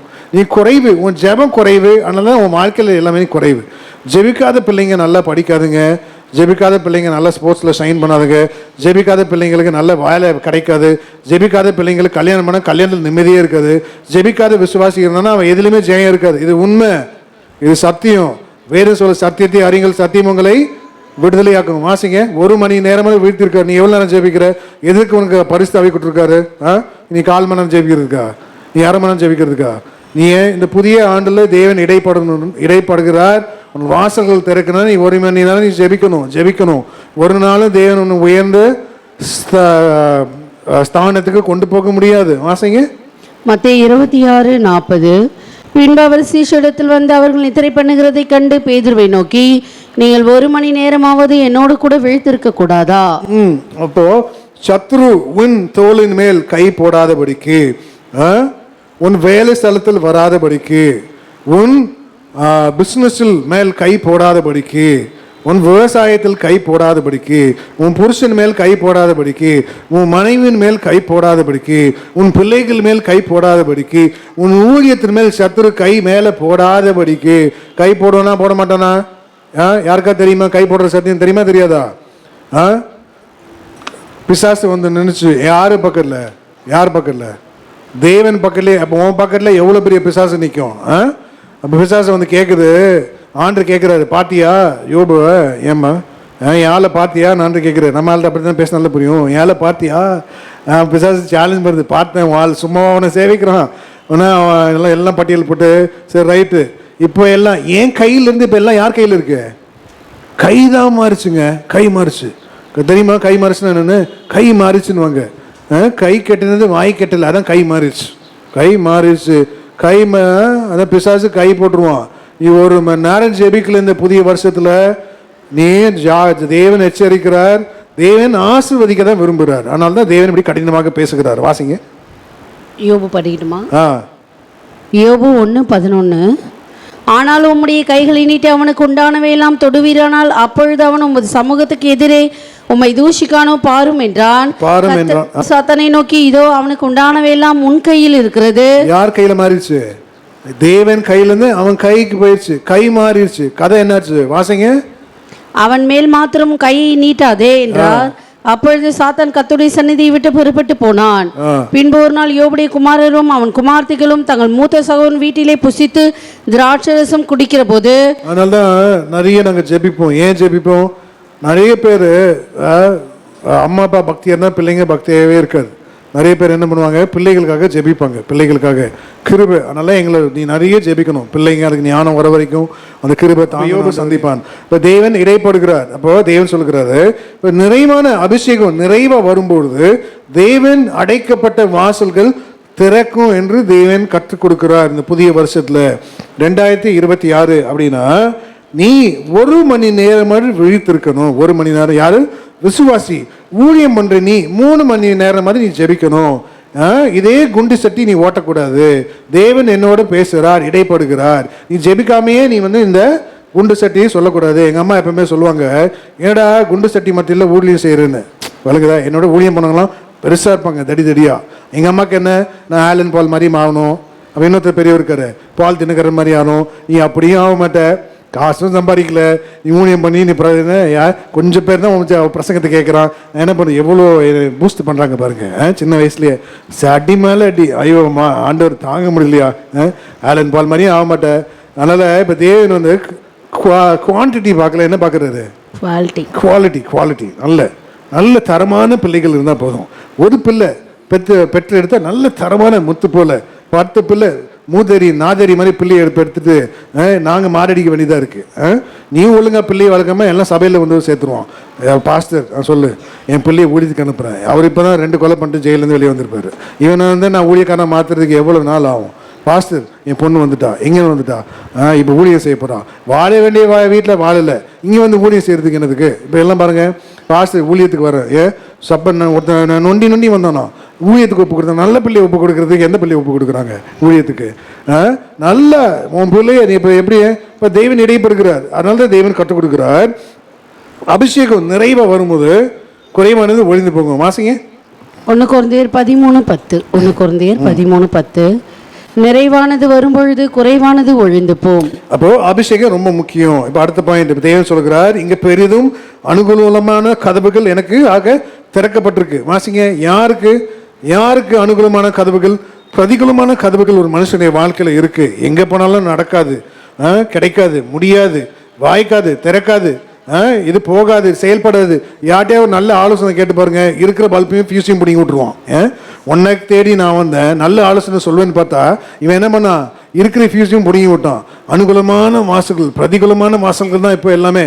அடைக்கப்பட்ட நிலவரங்கள் தான், திறக்கக்கூடாத கதவுகள் தான், எங்கே போனாலும் கிடைக்காது, வாய்க்காது, முடியாது, செல்லாது, முடியாது. இப்படியே அதனால தான் தேவன் சொல்கிறார், இந்த புதிய வருஷத்துல உனக்கு அனுகூலமான வாசல்கள் திறக்க போறேன். வாசிங்க 1 கொரிந்தியர் 16:9.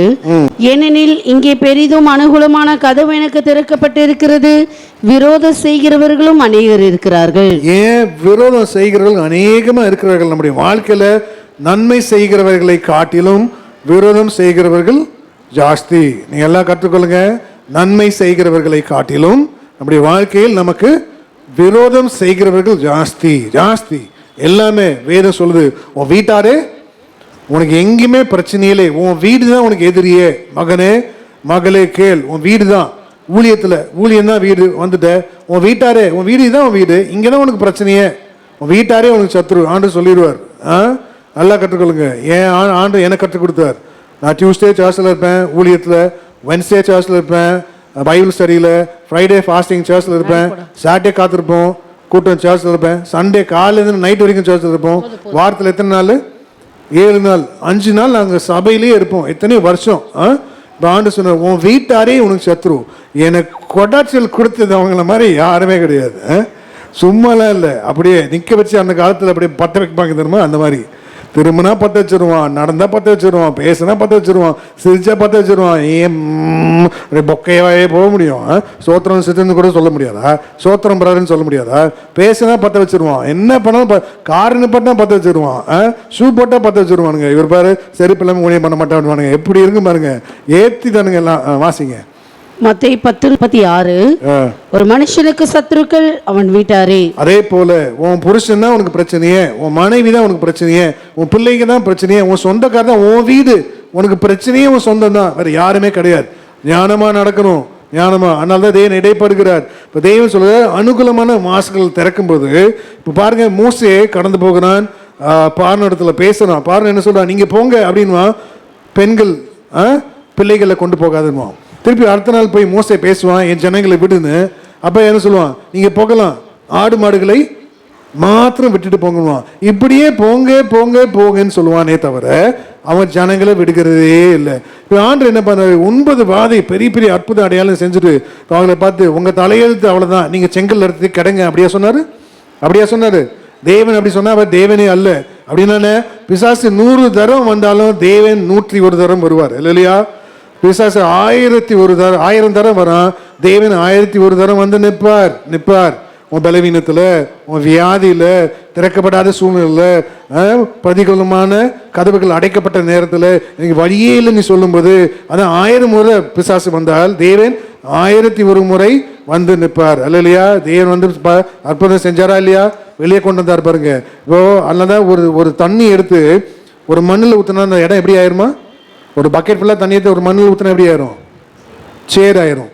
ஆனால் வேறு சொல்லுது, வெட்டாந்தரை வழியாய் அவர்கள் செங்கடலை கடந்தார்கள். Instant process. ஆண்டவர் அற்புதம் செய்கிறாரு, ஒரு செகண்ட் தான். தேவனுக்கு அற்புதம் அடையாளம் செய்கிறதுக்கு ஒரு நிமிடம், ஒரு நிமிஷம், ஒரு நொடி, ஒரு நாழிகை, அவ்வளோதான். மணிக்கணக்கு தேவையில்லை, வருஷம் தேவையில்லை. தேவன் அற்புதம் அடையாளம் செய்ய வெட்டாந்தர வழியாக தேவன் செங்கடலை கடக்க வைத்தார். கடல் திறந்தவொடனே என்ன ஆயிடுச்சு? Instant process. இப்போ எல்லாம் இன்ஸ்டன்ட் ஆயிடுச்சுல்ல. இன்ஸ்டன்ட் காஃபி எல்லாம் பார்த்துருக்கீங்களா? பட்டன் தட்டா சொல்கிறன்னு காஃபி வந்துடுது. டீ, இன்ஸ்டன்ட் நூடுல்ஸ் எல்லாம் பார்த்ததே இல்லையா? அது திறந்து அப்படி தண்ணி ஊற்றுனா கபன்னு 3 நிமிஷம் நூடுல் வெந்துடும்.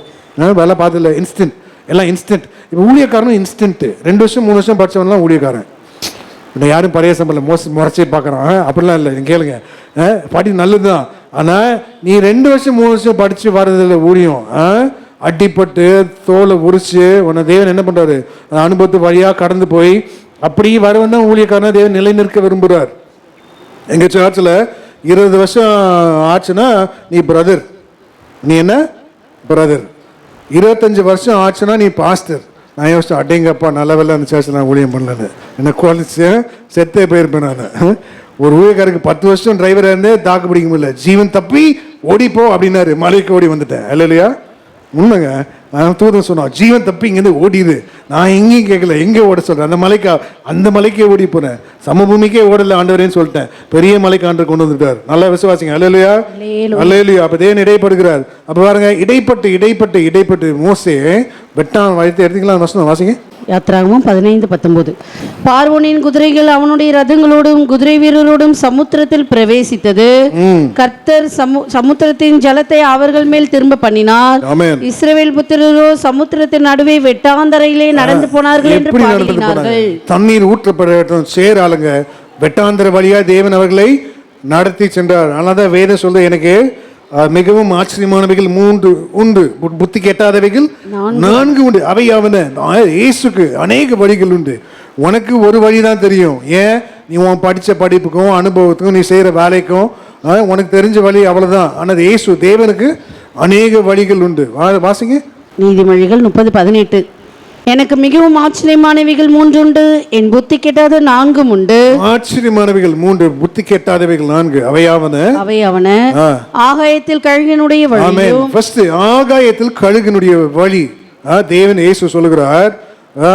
கர்த்தருக்கு காத்திருக்கிறவர்கள் புது பலன் அடைந்து கழுகுகளைப் போல தன் செட்டைகளை அடித்து உயர எழும்புவார்கள். அவர்கள் நடந்தாலும் ஓடினாலும் சோர்ந்து போகாது. வாசிங்க. நீ தேவனுக்காக நீ காத்து இருக்கணும். நீ காத்து இருக்கிறதே கிடையாது. எப்படி தேவன் உன் சிறையிருப்பை மாற்றுவார், எப்படி தேவன் உன் புதிய வாசல்கள் திறப்பார், எப்படி தேவன் உன் கையின் பிரயாசத்தை ஆசீர்வதிப்பார், எப்படி ஊழியம் விருத்தியாகும். ஊழியம்னா என்ன, ஒரு ஜீவியம். அப்போ ஒரு விசுவாசி. வாசிங்க. ஏசாயா 40:31. கர்த்தருக்கு காத்திருக்கிறவர்களோ புதுபலன் அடைந்து கழுகுகளைப் போல சிட்டைகள் அடித்து எழும்புவார்கள்.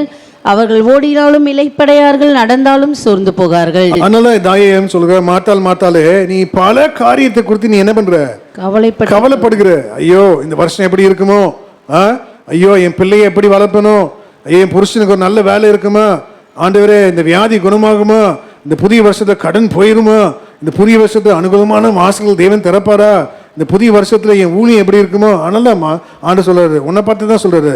என்ன சொல்றாரு, மாத்தாலே. வாசிங்க. லூக்கா 10:40. மார்த்தாளோ பற்பல வேலைகளை செய்வதில் மிகவும் வருத்தமடைந்து அவரிடத்தில் வந்து, ஆண்டவரே, நான் தனியே வேலை செய்யும்படி என் சகோதரி என்னை விட்டு வந்திருக்கிறதை குறித்து உமக்கு கவலை இல்லையா, எனக்கு உதவி செய்யும்படி அவளுக்கு சொல்லும் என்றால், இயேசு அவளுக்கு பிரதியுத்தரமாக, மார்த்தாளே, நீ அநேக காரியங்களை குறித்து கவலைப்பட்டு கலங்குகிறாய். அநேக காரியங்களை குறித்து நீ கவலைப்பட்டு கலங்குகிறாய். தேவையானது ஒன்று. மரியாள் தன்னை விட்டு எடுபடாத நல்ல பங்கை தெரிந்து கொண்டாள் என்றார். ஆமென். அல்லேலூயா. மரியாள் தன்னை விட்டு எடுபடாத நல்ல பங்கு. என்ன பங்கு? இயேசுடைய பாதத்தில் தங்கி தரிப்பதை கற்றுக்கொண்டாள். வேதத்தை வாசிக்கிறவன் எவன் கெட்டு போனான்? எல்லாம் கவனி, எல்லாரும் பாருங்க.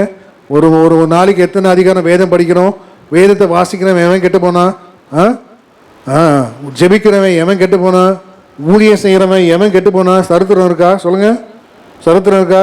அப்போ தன்னை விட்டு எடுபடாத நல்ல பங்கு நீ தெரிந்து கொள்ளணும். கர்த்தருடைய பாதத்தில் தங்கி தரிக்கும்படி நீ என்ன பண்ணணும்? ஜெபத்திலையும் உபவாசத்திலையும் ஊழியத்திலையும் தேவனுக்காக படுகிற பிரயாசத்திலையும் இவைகளை நீ தங்கணும். யார் கெட்டு போனா? அப்போ தன்னை விட்டு எடுபடாத நல்ல பங்கு. என்ன பங்கு? இயேசுடைய பாதத்தில் தங்கி தரிப்பது. இதுதான் உனக்கு பங்கு. என்ன சங்கீதத்தில் வரும் பண்ணுங்க. என்ன பங்கு? 16 அதிகாரத்திலயா? சங்கீதம் 16:6. நேர்த்தியான இடங்களில் எனக்கு பங்கு கிடைத்தது. நேர்த்தியான இடங்களில் எனக்கு பங்கு கிடைத்தது. ஆம், சிறப்பான சுதந்திரம் எனக்கு உண்டு. எல்லாம் கற்றுக்கொள்ளுங்க. நேர்த்தியான இடங்களில் உனக்கு ஒரு பங்கு உண்டு. இயேசு சொல்லுகிறார், இந்த புதிய வருஷத்தில் தேவன் அழைக்கிறார். கலங்காத, கவலைப்படாத, கண்ணீர் விடாத, எதிர்காலத்தை குறித்து பயப்படாத, நேர்த்தியான இடங்களில் உங்களுக்கு ஒரு பங்கு உண்டுன்னு தேவன் சொல்கிறார். என்ன? இயேசுடைய பாதத்தில் தங்கி தரிப்பது தான் ஒரு நேர்த்தியான இடம். அந்த பங்கு நீ இருக்கும்போது சிறப்பான சுதந்திரம். என்ன? அடைக்கப்பட்ட உனக்கு தேவன் புதிய வாசல்கள் திறப்பார். அல்லேலூயா. சாரால் சொல்றா, தேவன் என் கர்ப்பத்தை அடைத்தார், அடைக்கப்பட்ட உன் கர்ப்பத்தை தேவன் திறப்பார். வாசிங்க. அதனாலதான் நேர்த்தியா உனக்கு சிறப்பான சுதந்திரம் உண்டு இந்த வருஷம். வாசிங்க. ஆதியாகமம் 16:2. கர்த்தரின் கர்ப்பத்தை அடைத்தாருன்னு சொல்றாரு பாருங்க. அப்போ உண்மைதானே? யார் அடைச்சது கர்ப்பத்தை? தேவன் தான் அடைச்சாரு. இப்ப அதே கர்ப்பத்தை யார் தேவன் திறப்பார்? அதே தேவன் தான் திறப்பார். அல்லேலூயா. நேர்த்தியான உனக்கு ஒரு சிறப்பான சுதந்திரம் உண்டு. கவலைப்படாத. வாசிங்க. ஆதியாகமம் 16:2. சாராய் ஆபிரகாமை நோக்கி, நான் பிள்ளை பெறாதபடிக்கு கர்த்தர் என் கர்ப்பத்தை அடைத்திருக்கிறார். பாருங்க, கர்த்தர் என் கர்ப்பத்தை அடைத்தார். அப்போ தூதன் வந்து சொல்லும்போது சாரால் என்ன பண்றா? தூதன் பேச்சை கேட்காம என்ன பண்ணா? நகைக்கிறா. ஏன்? சாரால் ஒண்டி தான் நகைத்தாளா? எல்லாம் கவனிங்க. வேற யார் நகைத்தா? சாரால் ஒண்டி தான் நகைத்தாளா? வேற யாரெல்லாம் நகைக்கலையா? யாருக்கா தெரியுமா தெரியாதா? வெளிப்பாடு. யார் வேற யார் நகைத்தா? நமக்கெல்லாம் சாரால் ஒண்டி தான் நகைத்தாலும் தெரியும். வாசிங்க அதை. ஆதியாகமம் 18 வாசிங்க. ஆகையால் சாரால் தன் உள்ளத்திலே நகைத்து, நான் கிழவியும் என் ஆண்டவன் முதிர்ந்த வயதுள்ளவருமானவர், பின்பு எனக்கு இன்பம் உண்டாயிருக்குமோ என்றான். அப்பொழுது கர்த்தர் ஆபிராமை நோக்கி, சாரால் நகைத்து நான் கிழவியாயிருக்க பிள்ளை பெறுவது மெய்யோ என்று சொல்வானேன்? கர்த்தரால் ஆகாத காரியம் உண்டோ? தேவனால் ஆகாத காரியம் உண்டோ? உற்பவ காலத்திட்டத்தில் உன்னதத்துக்கு திரும்ப வருவேன், அப்பொழுது சாராளுக்கு ஒரு குமாரன் இருப்பான் என்றார். சாரால் பயந்து, நான் நகைக்கவில்லை என்று மறுத்தால், அதற்கு அவர், இல்லை நீ நகைத்தாய் என்றார். யார் நகைச்சா? எல்லாம் கவனிங்க. வேற யாரும் நகைக்கலையா? சொல்லுங்க. ஆதியாகமம் 17 வாசிங்க. அது ஏன் இதை ஒண்டி எடுத்துட்டார் ஆண்டவர்? அப்பொழுது ஆபிரகாம் முகங்குப்புற விழுந்து நகைத்து. யாரு? ஆபிரகாமும் நகைத்தான், பரியாசம் பண்ணான். ஆனா முகங்குப்புற தன்னை தாழ்த்திட்டான். முதலே தாழ்த்திட்டான். அவன் என்ன பரியாசம் பண்றான்? தேவனோட பரியாசம் பண்ணல, அவனையே பரியாசம் பண்ணிக்கலாம். நான் இப்படி இருக்கேன்னு. வாசிங்க. 100 வயதானவனுக்கு பிள்ளை பிறக்குமோ, 90 வயதான சாரால் பிள்ளை பெறுவாளோ என்று தன் இருதயத்திலே சொல்லிக்கொண்டு முகம் குப்புற விழுந்து நகைத்து. யாரு நகைக்கிறா? எல்லாருக்கும் என்ன தெரியும்? சாரால் ஒண்டிதான் நகைத்தாள். ஆபிரகாம் நகைக்கலையா? ஏன்? முதலையே தாழ்த்திட்டான். ஃபர்ஸ்ட் தப்பிச்சிட்டான். எப்பவுமே நல்லா நீங்க கற்றுக்கொள்ளணும். உன்னுடைய பலவீனம், உன்னுடைய அவிசுவாசம் செயல்படும் போது முதல்ல நீ தாழ்த்தணும். தேவன் செய்வாரோ இல்லையா, அப்புறம் நீ பொறுத்து இருந்து பார். அதனால தான் தேவன் சொல்லுகிறார், அடைக்கப்பட்ட நிலவரத்தில் தேவன் என்ன பண்றாரா? உனக்கு நேர்த்தியான இடங்களில் உனக்கு பங்கு, சிறப்பான சுதந்திரம் உண்டு. வாசிங்க. நீ நல்லா கற்றுக்கொள்ளணும். இந்த புதிய வருஷத்தை தேவன் பெரிய பெரிய காரியங்கள் செய்ய போகிறார். நீ அப்படியே நீ விசுவாசிக்கணும். நீ ஆண்டவர் பாதத்தில் நீ அப்படியே காத்திருக்கணும். வாசிங்க வேகமா. சங்கீதம் 16:6. நேர்த்தியான இடங்களில் எனக்கு பங்கு கிடைத்தது, ஆம் சிறப்பான சுதந்திரம் எனக்கு உண்டு. ஆமென். சிறப்பான சுதந்திரம் உண்டு. அடைக்கப்பட்ட கர்ப்பத்தை தேவன் இந்த புதிய வருஷத்தில் திறப்பார். தேவன் இடைப்படுகிறார். அப்போ தேவன் சொல்கிறார், வாசிங்க, அநேக வழிகள் உண்டு. 3 புத்தி கெட்டாதவைகள், ஆச்சரியமானவைகள் 4. அவை யாவன? முதல்ல ஆகாயத்துல கழுகினுடைய வழி. 2வது நீதிமொழிகள் 30:19. கண்மலையின் மேல் பாம்பினுடைய வழியும். கண்மலை. யாரு கண்மலை? வாசிங்க. யாரு கண்மலை? இயேசுதான் கண்மலை.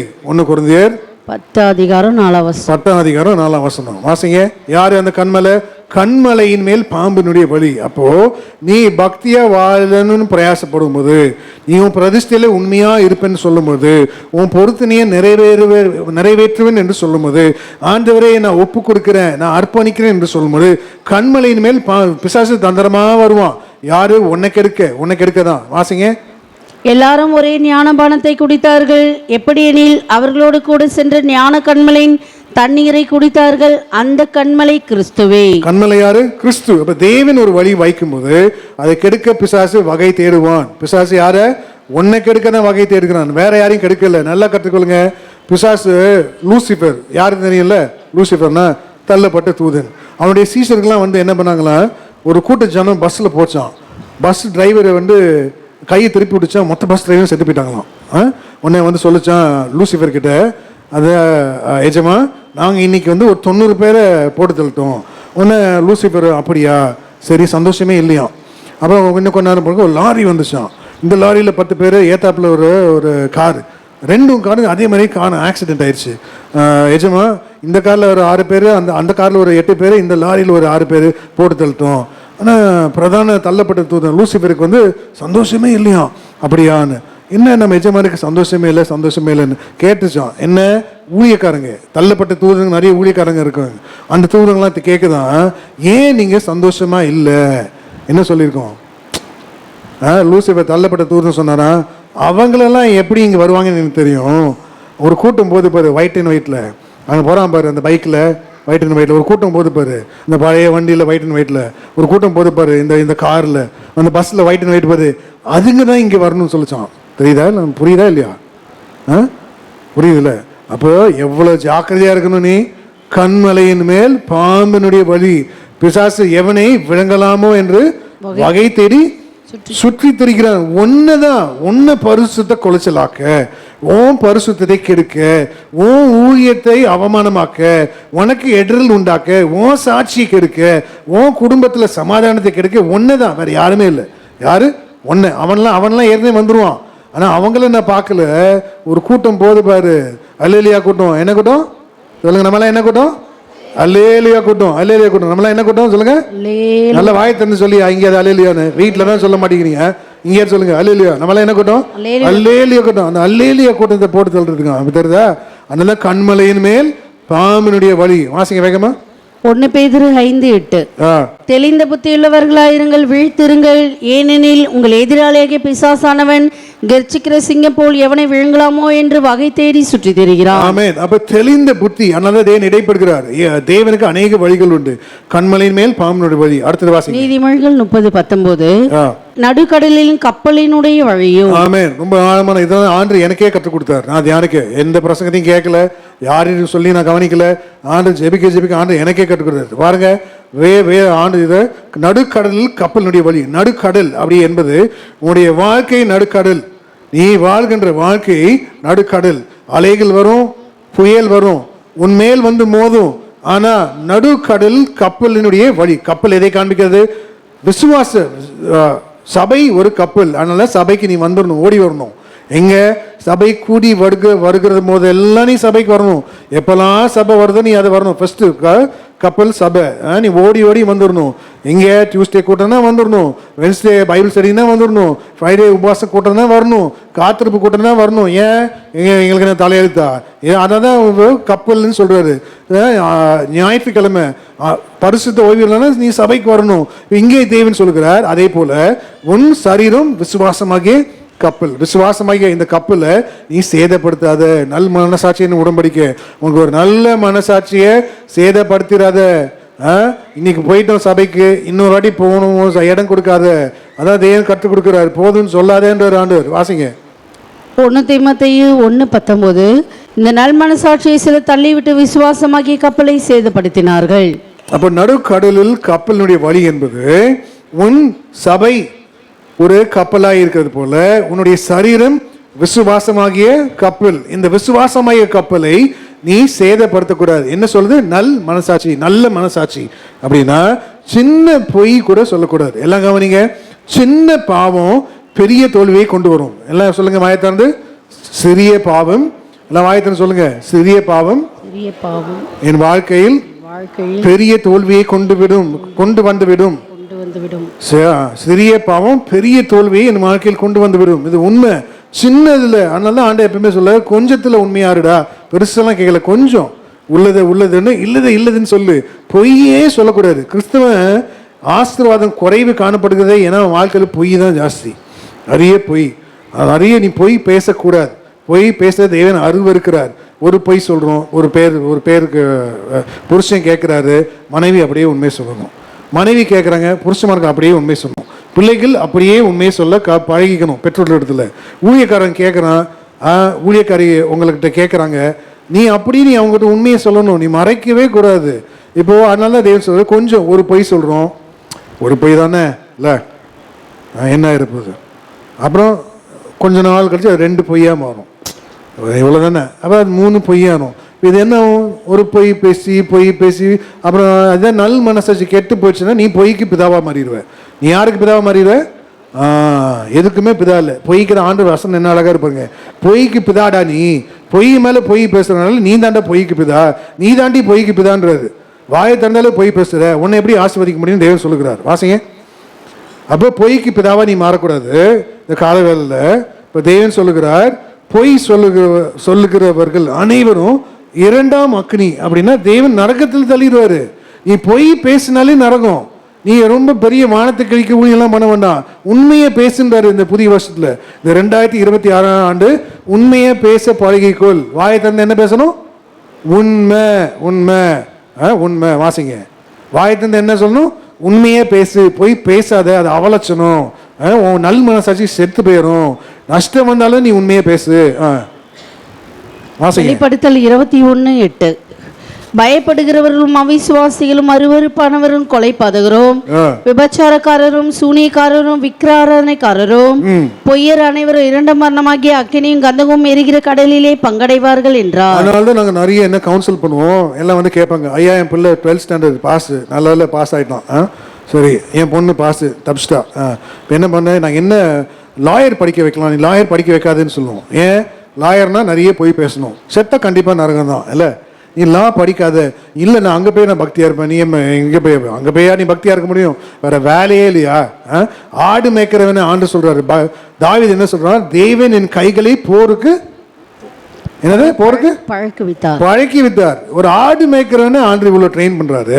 நீ என்ன டயலாக் விட்டுரு, ஆண்டுக்கே மேத்ஸ் சொல்லி தரோம், இப்படி படிச்சிருக்கேன் அப்படி பண்ணா லாயர் ஆயிடுவோம். கடைசியில் கிறிஸ்தவர்களுக்கு தான் ஃபீஸே இல்லாமல் என்ன பண்ணுவான், ஆணையே பூனையே லஞ்சம் வாங்க மாட்டான், கடைசியில் அவன் தான் பெரிய துன்மார்க்கனாக மாறிடுவான். ஏன் பண்ணக்கூடாது, ரட்சிக்கப்பட்டவன் போலீஸ் வேலையாக இருந்தால் போலீஸ் வேலையை விட்டு வந்துடணும். லா படிச்சனா நீ உண்மையா இருக்கியா, ரைட்டு, இல்லை ஒற்று தொழிலில் மாற்று, கட்சிக்காரனா கண்டிப்பாக கட்சி வேலையை விட்டு வந்துடணும். எங்கள் குடும்பத்தை ஒருத்தர் கேஷ் இருந்தது, அவர் பேர்லாம் சொல்லலை ஏன்னா அவர் அடிக்கடி யூடியூப்பில் பார்க்குறது. அவர் என்ன சொன்னார், அவருக்கு ஒரு பையன், நம்ம பாஸ்டர் இருக்காரு ஏத்தாப்புல ஏஜி ஜெகில் பாஸ்டர் சர்ச்சு, இவர் என்ன பண்ணார், சிபி மூலியத்துக்கு அவர் ஊழியத்துக்கு போயிட்டார். உண்மையான சாட்சி கேளுங்க, இவர் தாங்க முடியல. பையன் ஐடி வேலைக்கு போய் பெரிய சம்பளம், 1 லட்சம் சம்பளம், பெரிய மனக்கோட்டெல்லாம் போட்டார். சிபி மூலியத்துக்கு போய்ட்டு வேலையை விட்டு சிபி ஊழியத்துக்கு போயிட்டார். இதுக்கு அப்பா செம்ம கடும் கோபம் ஆயிடுச்சு. கேரளாவுக்கு போயிட்டார், ஊழியத்துக்கு அவங்க எடுத்துட்டாங்க, கேரளாவுக்கு போயிட்டார். அப்போ சொன்னார், என்கிட்ட பாஸ்டர் ஜெகில் தான் ரொம்ப ஹெல்ப் பண்ணாரான். யார், அவன் பையன்கிட்ட போய் சண்டை போட்டு அந்த சபையில் அவனை கூட்டு வரதுக்கு, எவ்வளோ நல்ல பாஸ்டர் பாருங்க. அதே என்கிட்ட சார் பாஸ்டர் ஜெகில் தான் ரொம்ப ஹெல்ப் பண்ணார். எனக்கு என்ன பண்ணாரா, அந்த பையனை போய் அந்த சபையில் சண்டை போட்டு பாஸ்டர் அவனை கூட்டு வரதுக்கு இவரும் ஹெல்ப் பண்ணாரான். கேரளா போய் ஆளெல்லாம் கூட்டு போயிருக்காங்க. என்கிட்ட சொன்னார், ஆளெல்லாம் கூட்டு போய் அவனை ஊழியக்காரனை மிரட்டி, நீ என் பையனை புரியாலியா தூக்கி வச்சிருவேன் ஜெயில, நான்லாம் கூட்டு வந்திருக்கேன். அந்த ஊழியக்காரன் சொன்னாரா, டேய் நானே போலீஸ்காரன், நானே வேலையை விட்டு எங்கே வந்திருக்கேன், ஊழியத்துக்கு வந்திருக்கேன், நீ என்னையே மிரட்டுறியா அப்படின்னாலாம். வருகுதா இப்போ பாருங்க, இப்போ போலீஸ்காரன்னா நீ வேலையை விட்டுறணும். நீ அதெல்லாம் வச்சுட்டு நீ பரிசுத்தமாக நீ வாழ முடியாது.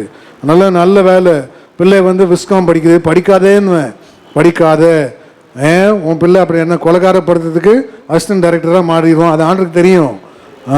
நீ படிக்க வைக்காத, நாங்கள் சொன்னால் கேட்கணும், கேட்கலன்னா அங்கங்கே சிலுவை வச்சிருவாரு ஆண்டவர். அதனால தான் தேவன் சொல்றாரு, வாசிங்க சங்கீதம் 144:1. என் கைகளை போருக்கும் என் விரல்களை யுத்தத்திற்கும் படிப்பிக்கிறேன், கண்மலையாகிய கர்த்தருக்கு ஸ்தோத்திரம். அல்லேலூயா. கண்மலையான கர்த்தருக்கு ஸ்தோத்திரம். தேவன் செயல்படுவார். முடிஞ்சு போச்சு உன் வாழ்க்கை, உன் நிலவரம் ஒண்ணுமே இல்லை, தேவன் அதுல இருந்து துளிர்க்க வைப்பார். இல்லையா, ஆண்டவரே எனக்கு தாளந்தே இல்லை, எல்லாம் போயிடுச்சு என் கைவிட்டு, தேவன் அதுல என்ன பண்ணுவார், ஒரு புதிய காரியத்தை தேவன் துவங்குவார். அதான் தேவன் அதிசயமானவர். அவர் பேர் தானே தேவன் அதிசயமானவர். எல்லாம் முடிஞ்சிருச்சு, அப்பதான் நீ தேவனை நீ ருசிக்க முடியும். எல்லாம் இருக்கும்போது ருசிக்கிறது, எல்லாம் முடிஞ்சிருச்சு, உன்னோட பலன் இல்லை, நீ நிக்கிற இல்ல, நீ யாரு சார்ந்து, அப்பதான் தேவன் ஆண்டு சொல்றாரு, என் பலன் உனக்கு போதும். நீ அப்ப ஆண்டோட நீ பலப்படணும். பலம் இல்லை, ஆண்டவரே முடியல, நீ அழுவுறல்ல, ஆண்டவரே இந்த வியாதி முடியல ஆண்டவரே. சில பேர் ஜெபிப்பாங்களாம் மரணத்துக்காக, மரணம் வரதான். எத்தனை பேர்ட்டு அந்த மாதிரி சாட்சி கேட்டிருக்கேன் தெரியுமா? ஏன் ஆடாத வாழ்கிற வயசில் ஆடாத ஆட்டம் ஆடிட்டு அப்புறம் ஆண்டு வறுத்து எடுத்துருவார். அதனால தான் எப்பவுமே ஒரு ஊழியக்காரர் சொல்லுவார், அறுத்த பிறகு தான் என்ன, அறுவடைக்கு அப்புறம் தான் வாழ்க்கை முடிவே வரும். நீ எதை விதைக்கிறியோ நீ அறுக்கணும், நன்மையானாலும் தீமையானாலும் நீ என்ன விதைச்சியா அறுத்த பிறகு தான் உனக்கு முடிவே. சும்மா ஆண்டு ஆயுசு முடிக்க மாட்டாருங்க. நல்லா கற்றுக்கொள்ளுங்க, வேறு சொல்லுது, அநியாயத்தை விதைக்கிறவன் அக்கிரமத்தை அறுக்கிறான். நீ அநியாயத்தை விதைக்கிற, அக்கறத கண்டிப்பா நீ அறுப்ப. இது உண்மை, இது தேவனுடைய வசனம் எல்லாம் புடமிடப்பட்டவைகள் ஆம் என்றும் ஒரு நாளும் கிறிஸ்தவர்கள் அநியாயத்தை விதைக்க கூடாது. நீ கிறிஸ்தவனே கிடையாது, நீ கிறிஸ்தவலே கிடையாது, யாருக்கும் நம்ம அநியாயத்தை விதைக்க கூடாது. வேறு வசனம் அழகா சொல்லுது, அநியாயத்தை விதைச்சுன்னா அக்கிரமத்தை அது அறுத்துருவேன்னு.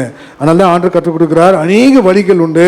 உன் நல் மனசாட்சி கெட்டு போக நீ இடம் கொடுக்க கூடாது. நல் மனசாட்சியாகிய விசுவாசத்தை கப்பலை கெடுக்காத, பொய் சொல்லாத. ஏராளமான வசனங்கள் இருக்கு, சின்னதுதான் கற்றுக் கொடுக்குறோம். பொய் சொல்லக்கூடாது, அருவருக்கிறார் தேவன், அருவருப்பு. அதனால பொய் சொல்ற நாவு அறுக்கப்படணும் இருக்கா? பொய் சொல்கிற நாவு, கபடம் சொல்கிற நாவு, உனக்கு என்ன கிடைக்கும், உனக்கு ஐயோன்னு தேவன் சொல்லுகிறார். நீ போய் பேசக்கூடாது. அதனால் கிறிஸ்துவ பிள்ளைங்க நம்ம போய் பேசக்கூடாது. நல் மனசாட்சி என்ன கூட நம்ம கெடுக்கவே கூடாது. அடுத்தது வாசிங்க, நீதிமொழி 30:19. ஒரு கன்னிகையை நாடின மனுஷனுடைய வழியுமே. அப்போ தேவன் சொல்லுகிறார், ஒரு கன்னிகை நாடிய மனுஷனுடைய வழி. யாரு அந்த கன்னிகை? வாசிங்க, வேதம் சொல்லுது, 1000 பேருக்குள் ஒரு புருஷன் 1000 ஸ்திரீகளுக்குள் ஒருத்தியை பார்க்க. பிரசங்கி 7:28. என் மனம் இன்னும் ஒன்றை தேடுகிறது, நான் அதை கண்டுபிடிக்கவில்லை. பாருங்க, என் மனம் ஒன்று தேடுகிறது, நான் இன்னும் அதை கண்டுபிடிக்கவில்லை. 1000 பேருக்குள்ள ஒரு புருஷனை கண்டேன், இவர்கள் எல்லாருக்குள்ளும் ஒரு ஸ்திரீயை நான் காணவில்லை. 1000 பேருக்குள் ஒரு புருஷன் யாரு? அப்போ ஆண்கள் தான் நல்லவங்களா? ஒரு ஸ்திரீயும் நல்லவே இல்லையா? சொல்லுங்க, யாரு நல்லவங்க? இயேசு மரிச்சாரு, தைரியமா கல்றல போய் பார்த்தது ஃபர்ஸ்ட் யாரு? யாரு யாரு பேரு? மரியாள். ஆம்பளையா பொம்பளையா? பெண்கள் தான் தைரியசாலிங்க, ஆம்பளைங்கெல்லாம் கோழைங்க. தெரியுமா உங்களுக்கு? உண்மை சரித்திரமே அதான் சொல்லுது. என்ன டானி பிரதர், அப்படிலாம் சொல்லாத பிரதர், நான் யாருன்னு இறக்கி பாருக்கீங்கள, பாட்டியத்தை கிளப்பிடுவேன். நானே பாக்ஸர், தெரியுமா அவனுக்கு? என்னையே பாச அடக்கி ஒடுக்கி வச்சிருக்காரு. கொஞ்சம் அவுத்தோடு சொல்லு, வேலையை காமிக்கிறேன்.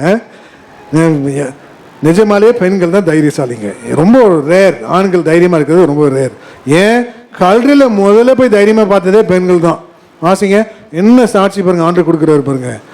மரியாதை பார்த்து எல்லாம் துண்டிய கண்ணு ஓடிட்டானுங்க. பார்த்தவன், ஒன்னா பூசிச்சவன், கூட நடந்தவன், கடைசியில் பார்த்து சொல்றாங்க, நீ அவரை போல பேசுறீ, அவர் மேலேட்டு நீ யாரோ அதான் ஸ்திரீயே, அவர் யாருன்னு எனக்கு தெரியாது, நான் யாரு? அவர் என்ன பண்ணான்? சேவல் கூவுன பிறகு என்ன ஆயிடுச்சு? அவன் பட்டை கட்டி ஓடிட்டார். நீ ஏன் தேவையில்லாம இதை பேசுற? அவர் எங்கேயே இருக்காரு, நான் எங்க இருக்கேன். அவர் பேச்சு என் பேச்சு எப்படி ஒன்றும் எப்பெல்லாம் மறுதளிச்சான் பாருங்க. ஆனா இயேசு அவனை நம்பினார், அவன் மேல ஆசை வச்சார், அவனை நம்பி ஊழியத்தை கையில கொடுத்தார். இல்லையா? யாரும் நம்ம இந்த புதிய இயேசு மறுதளிக்க கூடாது. ஆமென். வாசிங்க, யோவான் 20:1. வாரத்தின் 1ஆம் நாள் காலையில் அதிக இருட்டோடைய மகத்திலேனா மரியாள் கல்லறையிடத்திற்கு வந்து கல்லறையை அடைத்திருக்கிற கல் எடுத்து போட்டு இருக்க கண்டாள். பாருங்க, பெண்கள் தான் தைரியசாலி. உண்மைங்க. என் கூட ஒரு பையன், என் தம்பி ஆஃபீஸில் வேலை செய்யணும், அக்கௌண்டன்ட். அவன் பேரும் சொல்லலை, ஏன்னா அவனும் பார்க்குறான். ஒரு வாட்டி நான் சொன்னேன், ஆர்சி கேத்தலிக்கு, நான் சொல்கிறேன்லாம் 10 வருஷம் முன்னாடி கதை. என் வந்துரு பெந்தகோஸ்து ஐக்கியத்துக்கு. ஏன்? நான் நல்லா தானே இருக்கேன் அப்படின்னா. அப்போ நான் நல்லா இல்லாமல் இருக்கேன்? அவன் சொல்கிறான், நான் நல்லா தானே இருக்கேன்னா. ஏன் சார் வரணும்? பாரு, நீ எவ்வளோ கஷ்டப்படுற, குடும்பத்தில் எவ்வளோ பிரச்சனை, நான் நல்லா தானே இருக்கேன். என்னதுன்னா தைரியமே இல்லை ஆண்களுக்கு. ஆண்களுக்கு என்ன தைரியசாலிகள் எல்லாம் கோழைங்க. வீட்டை விட்டு வா, எல்லாத்தையும் விட்டுட்டு வா. எழுந்தவங்களாம் கேட்குறாங்க, ஆண்டவரே உன் நாமத்து நிமித்தம் நான் என்ன பண்ணேன்? இவைகள்லாம் எழுந்த என்னத்தை தருவேன்? இயேசு என்ன சொல்றாரு? இம்மையில் இல்லடா, மறுமையிலும் தருவேன். என் நாமத்து எவைகளை எழுந்தனோ 100 தனியாக தேவன் திருப்பி தரேன்னு சொல்றாரு. நீ நின்று ப்ராக்டிஸ் பண்ணு. இயேசுக்காக என்ன எழுந்திருக்க? உன் வீட்டை எழுந்திருக்கியா? உன் மனைவி பிள்ளைங்களை எழுந்திருக்கிறியா? உன் புருஷனை எழுந்திருக்கியா? உன் ஆஸ்தியை எழுந்திருக்கியா? உன் சுகத்தை எழுந்திருக்கியா? இயேசுக்காக நீ எவைகளை நீ எழுந்ததுன்னு தேவன் திருப்பி கொடுப்பாரு. நீ ஒன்றுமே இழக்கல, ஆண்டுகிட்ட பெறலாம்னா இந்த புதிய வருஷத்தில் எப்படி கொடுப்பார்? ஆனால் இயேசு புனிதனுக்கு புனிதன், உத்தமனுக்கு உத்தமன், உத்தமனுக்கு உத்தமன், மாறுபாடு உள்ளவனுக்கு மாறுபாடு. போதும் வாசிங்க. மத்தேயு 19:27. அப்பொழுது பேதுரு அவரை நோக்கி, இதோ நாங்கள் எல்லாவற்றையும் விட்டு உம்மை பின்பற்றினோமே, எங்களுக்கு என்ன கிடைக்கும் என்றார். அதற்கு இயேசு, மறுஜென்ம காலத்திலே மனுஷகுமாரன் தம்முடைய மகிமையுள்ள சிங்காசனத்தின் மேல் வீற்றிருக்கும் பொழுது என்னை பின்பற்றின நீங்களும் இஸ்ரவேலின் 12 கோத்திரங்களையும் நியாயம் தீர்க்கிறவர்களாக 12 சிங்காசனத்தின் மேல் வீற்றிருப்பீர்கள் என்று மெய்யாகவே உங்களுக்கு சொல்லுகிறேன். என் நாமத்தின் நிமித்த வீட்டையாவது சகோதரையாவது. எப்படி ஆண்டவர் பட்டியல் போடுறார், நீங்க நல்லா கவனிக்கணும். என் நாமத்தின் நிமித்தம் வீட்டையாவது, வீட்டை எழுந்திருக்கியா தேவனுக்காக? வாசிங்க. சகோதரனை எழுந்திருக்கியா? உறவுகளை எழுந்திருக்கியா?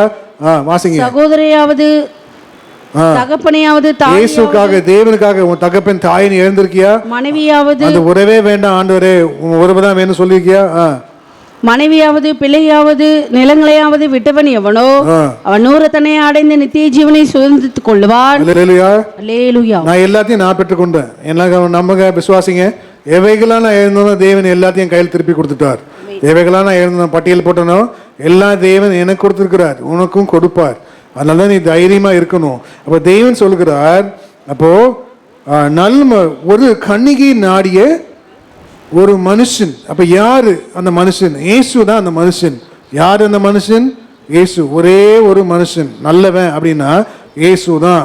உனக்கு ஒரு நல்ல குணம் இருக்கு. எல்லாம் என்ன பாருங்க, உனக்குள்ள இருக்க ஒரு நல்ல குணம் இருக்கு. அது எங்கிருந்து வந்துச்சு? பிதா பரத்திலிருந்து ஜோதிகள் இருந்து பிதாவின் இடத்துல இருந்து என்ன வந்துச்சா? எந்த நல்ல வரம், பூர்ணமான வரம் ஈவு எங்கிருந்து இறங்கி வந்துச்சு? வாசிங்க. உனக்கு நமக்குள்ள ஏதோ ஒரு நல்ல குணம் இருந்துச்சு, அது பரத்திலிருந்து வந்துச்சு. உனக்குள்ளேயும் எனக்குள்ளேயும் ஒரு நல்ல குணமும் இருக்காது. ஏன்னா இயேசு தேவன். வாசிங்க. கொடுக்காவிட்டால் நன்மை செய்ய நம்மளால் முடியாது. வாசிங்க. யாக்கோபு 1:17. யாக்கோபு 1:17. நன்மையான எந்த ஈவும் பூர்ணமான எந்த வரமும் பரத்தில் இருந்து உண்டாகி ஜோதிகளின் பிதாவிடத்திலிருந்து இறங்கி வருகிறது. அவ்விடத்தில் யாதொரு மாறுதலும் யாதொரு வேற்றுமை நிழலும் இல்லை. எந்த நன்மையான எந்த ஈவு, பூர்ணமான எந்த வரம், நல்ல குணம் உனக்குள் ஒரு நல்ல குணம் இருந்துச்சுன்னா எல்லாம் கவனிங்க. இங்கே நல்லா கொஞ்சம் வேற மாதிரி பிரசங்கம் போகுது, எல்லாம் கவனிங்க. இப்போ ஆண்டு சொல்றாரு, அதனால தான் நல்ல குணம். உனக்கு ஒரு நல்ல குணம் இருக்கா?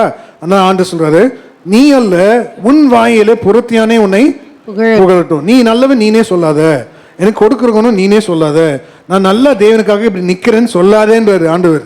நிற்கிறவன் விழாதபடி எச்சரிக்கிறார். அதனால தான் நல்லவன் சொல்றவன் உன் வாயல்ல புறத்தியான், நீ இல்லை உன் அயலா ஒன்று புகழட்டும், நல்லவன் நீனே சொல்லிக்காதேன்றாரு.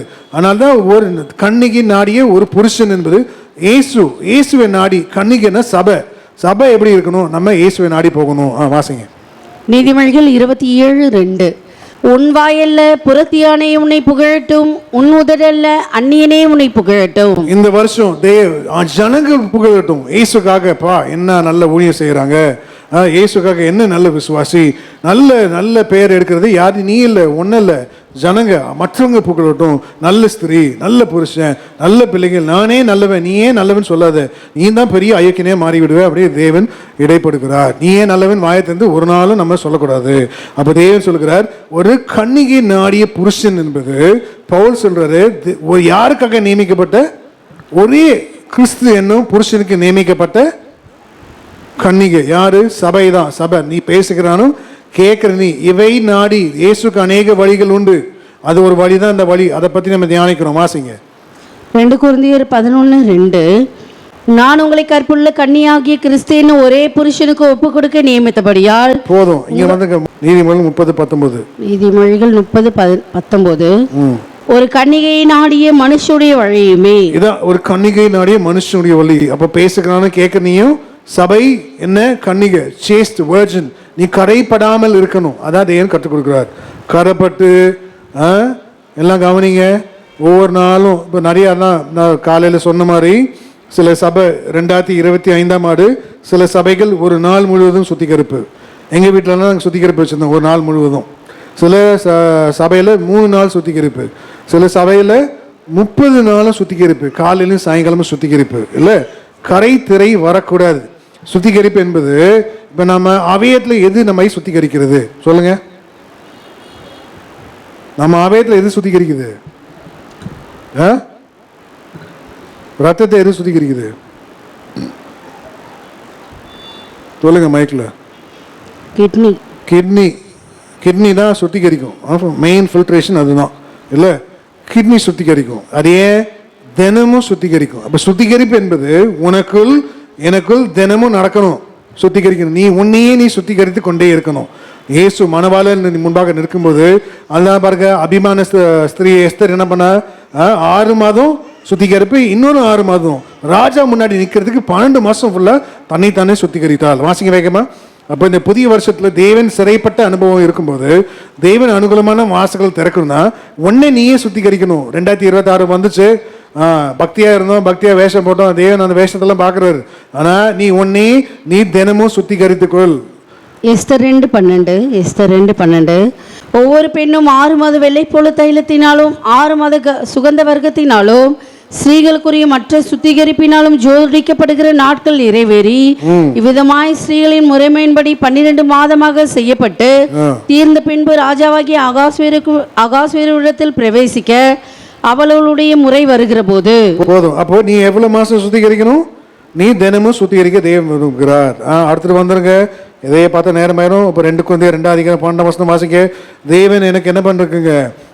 திறக்கப்பட்ட இருக்கையில், வாசிங்க, கர்த்தராலே எனக்கு கதவு திறக்கப்பட்ட இருக்கையில் அநேக சத்துருக்கள் நமக்கு இருக்காங்க. அப்ப சத்ரு வரும்போது சில வேளையில தேவன் வாசல் கதவுகளை மூடவும் செய்வார். வாசிங்க வேகமாக. 2 கொரிந்தியர் 2:12. மேலும் நான் கிறிஸ்துவின் சுவிசேஷத்தை பிரசங்கிக்கும்படி துரோவா பட்டணத்தில் வந்தபோது கர்த்தராலே எனக்கு கதவு திறக்கப்பட்டிருக்கையில் நான் என் சகோதரனாகிய தீத்துவை காணாததினால் என் ஆவிக்கு அமைதல் இல்லாதிருந்தது. ஆதலால் நான் அவர்களிடத்தில் அனுப்பி கொண்டு மக்கதோனியா நாட்டுக்கு புறப்பட்டு போனேன்.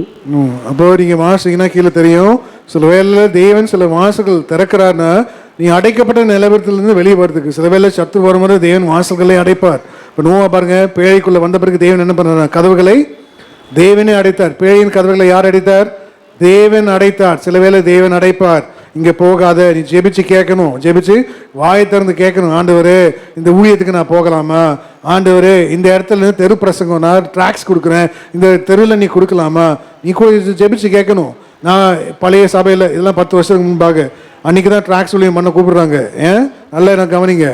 ட்ராக்ஸ் ஊழியத்துக்கு போவேன், நான் தான் எப்பவுமே ஜெபிப்பேன். ஆண்டு தரிசனம் காமிப்பார். பளிச்சுன்னு 1ஆம் தெரு வெளிச்சமாக காமிக்கும், 6ஆம் தெரு வெளிச்சமாக காமிக்கும், 9ஆம் தெரு வெளிச்சமாக காமிக்கும். அன்றைக்கி நான் லேட்டு வரல. அன்றைக்கி ஒரு பிரதர் என்ன பண்ணார், அவர் பேர் ரவி பிரதர். அவர் என்ன பண்ணார், அவர் தான் ஆயத்தமாக கொண்டு போனார். இவங்களெல்லாம் ஒரு ட்ராக்ஸ் ஊழியத்துக்கு கொண்டு போகிறாங்க. ட்ராக்ஸ் ஊழியம் கொண்டு போன பிறகு அங்கே ஒருத்தன் வந்தான், யாருன்னே தெரியல, பிஜேபி அப்போ தான் வருது. ஒருத்தன் ட்ரம்ஸை பிடுங்கி அடித்து கீழே போட்டு அவன் செவிலியை விட்டு ஜஸ்ட் மிஸ்ஸு, எப்படி சொல்கிறாங்களே, துப்பமே ஒருத்தர் குனிவானா, அப்படி ஜஸ்ட் மிஸ்ன்னு போகிற மாதிரி ஜஸ்ட் மிஸ். நாளைக்கு போகல, ஏன் இல்லை நான் அடி யாரும் வாங்கிக்கணும்? பாண்டு காத்தாரா இல்லையா? காத்தாரா இல்லையா? விளங்குதா இல்லையா? நீ கேட்கணும். சில வேளை தேவன் கதவுகளை அடைப்பார். இன்னொரு சாட்சி சொல்றேன். ஒரு ஊழியக்காரர் வல்லமையா பிரசங்கியா பராக்கிரமான ஊழியக்காரர், சபை பெருகினே போகுது. அந்த கிராமத்துல ஜனங்க நிறைய வராங்க, சுற்றி இருக்கெல்லாம் பார்த்தாங்க. இப்போ என்ன பண்ணணும், இவன் வருவான் அந்த வீட்டுக்கு. யார் வீட்டுக்கு?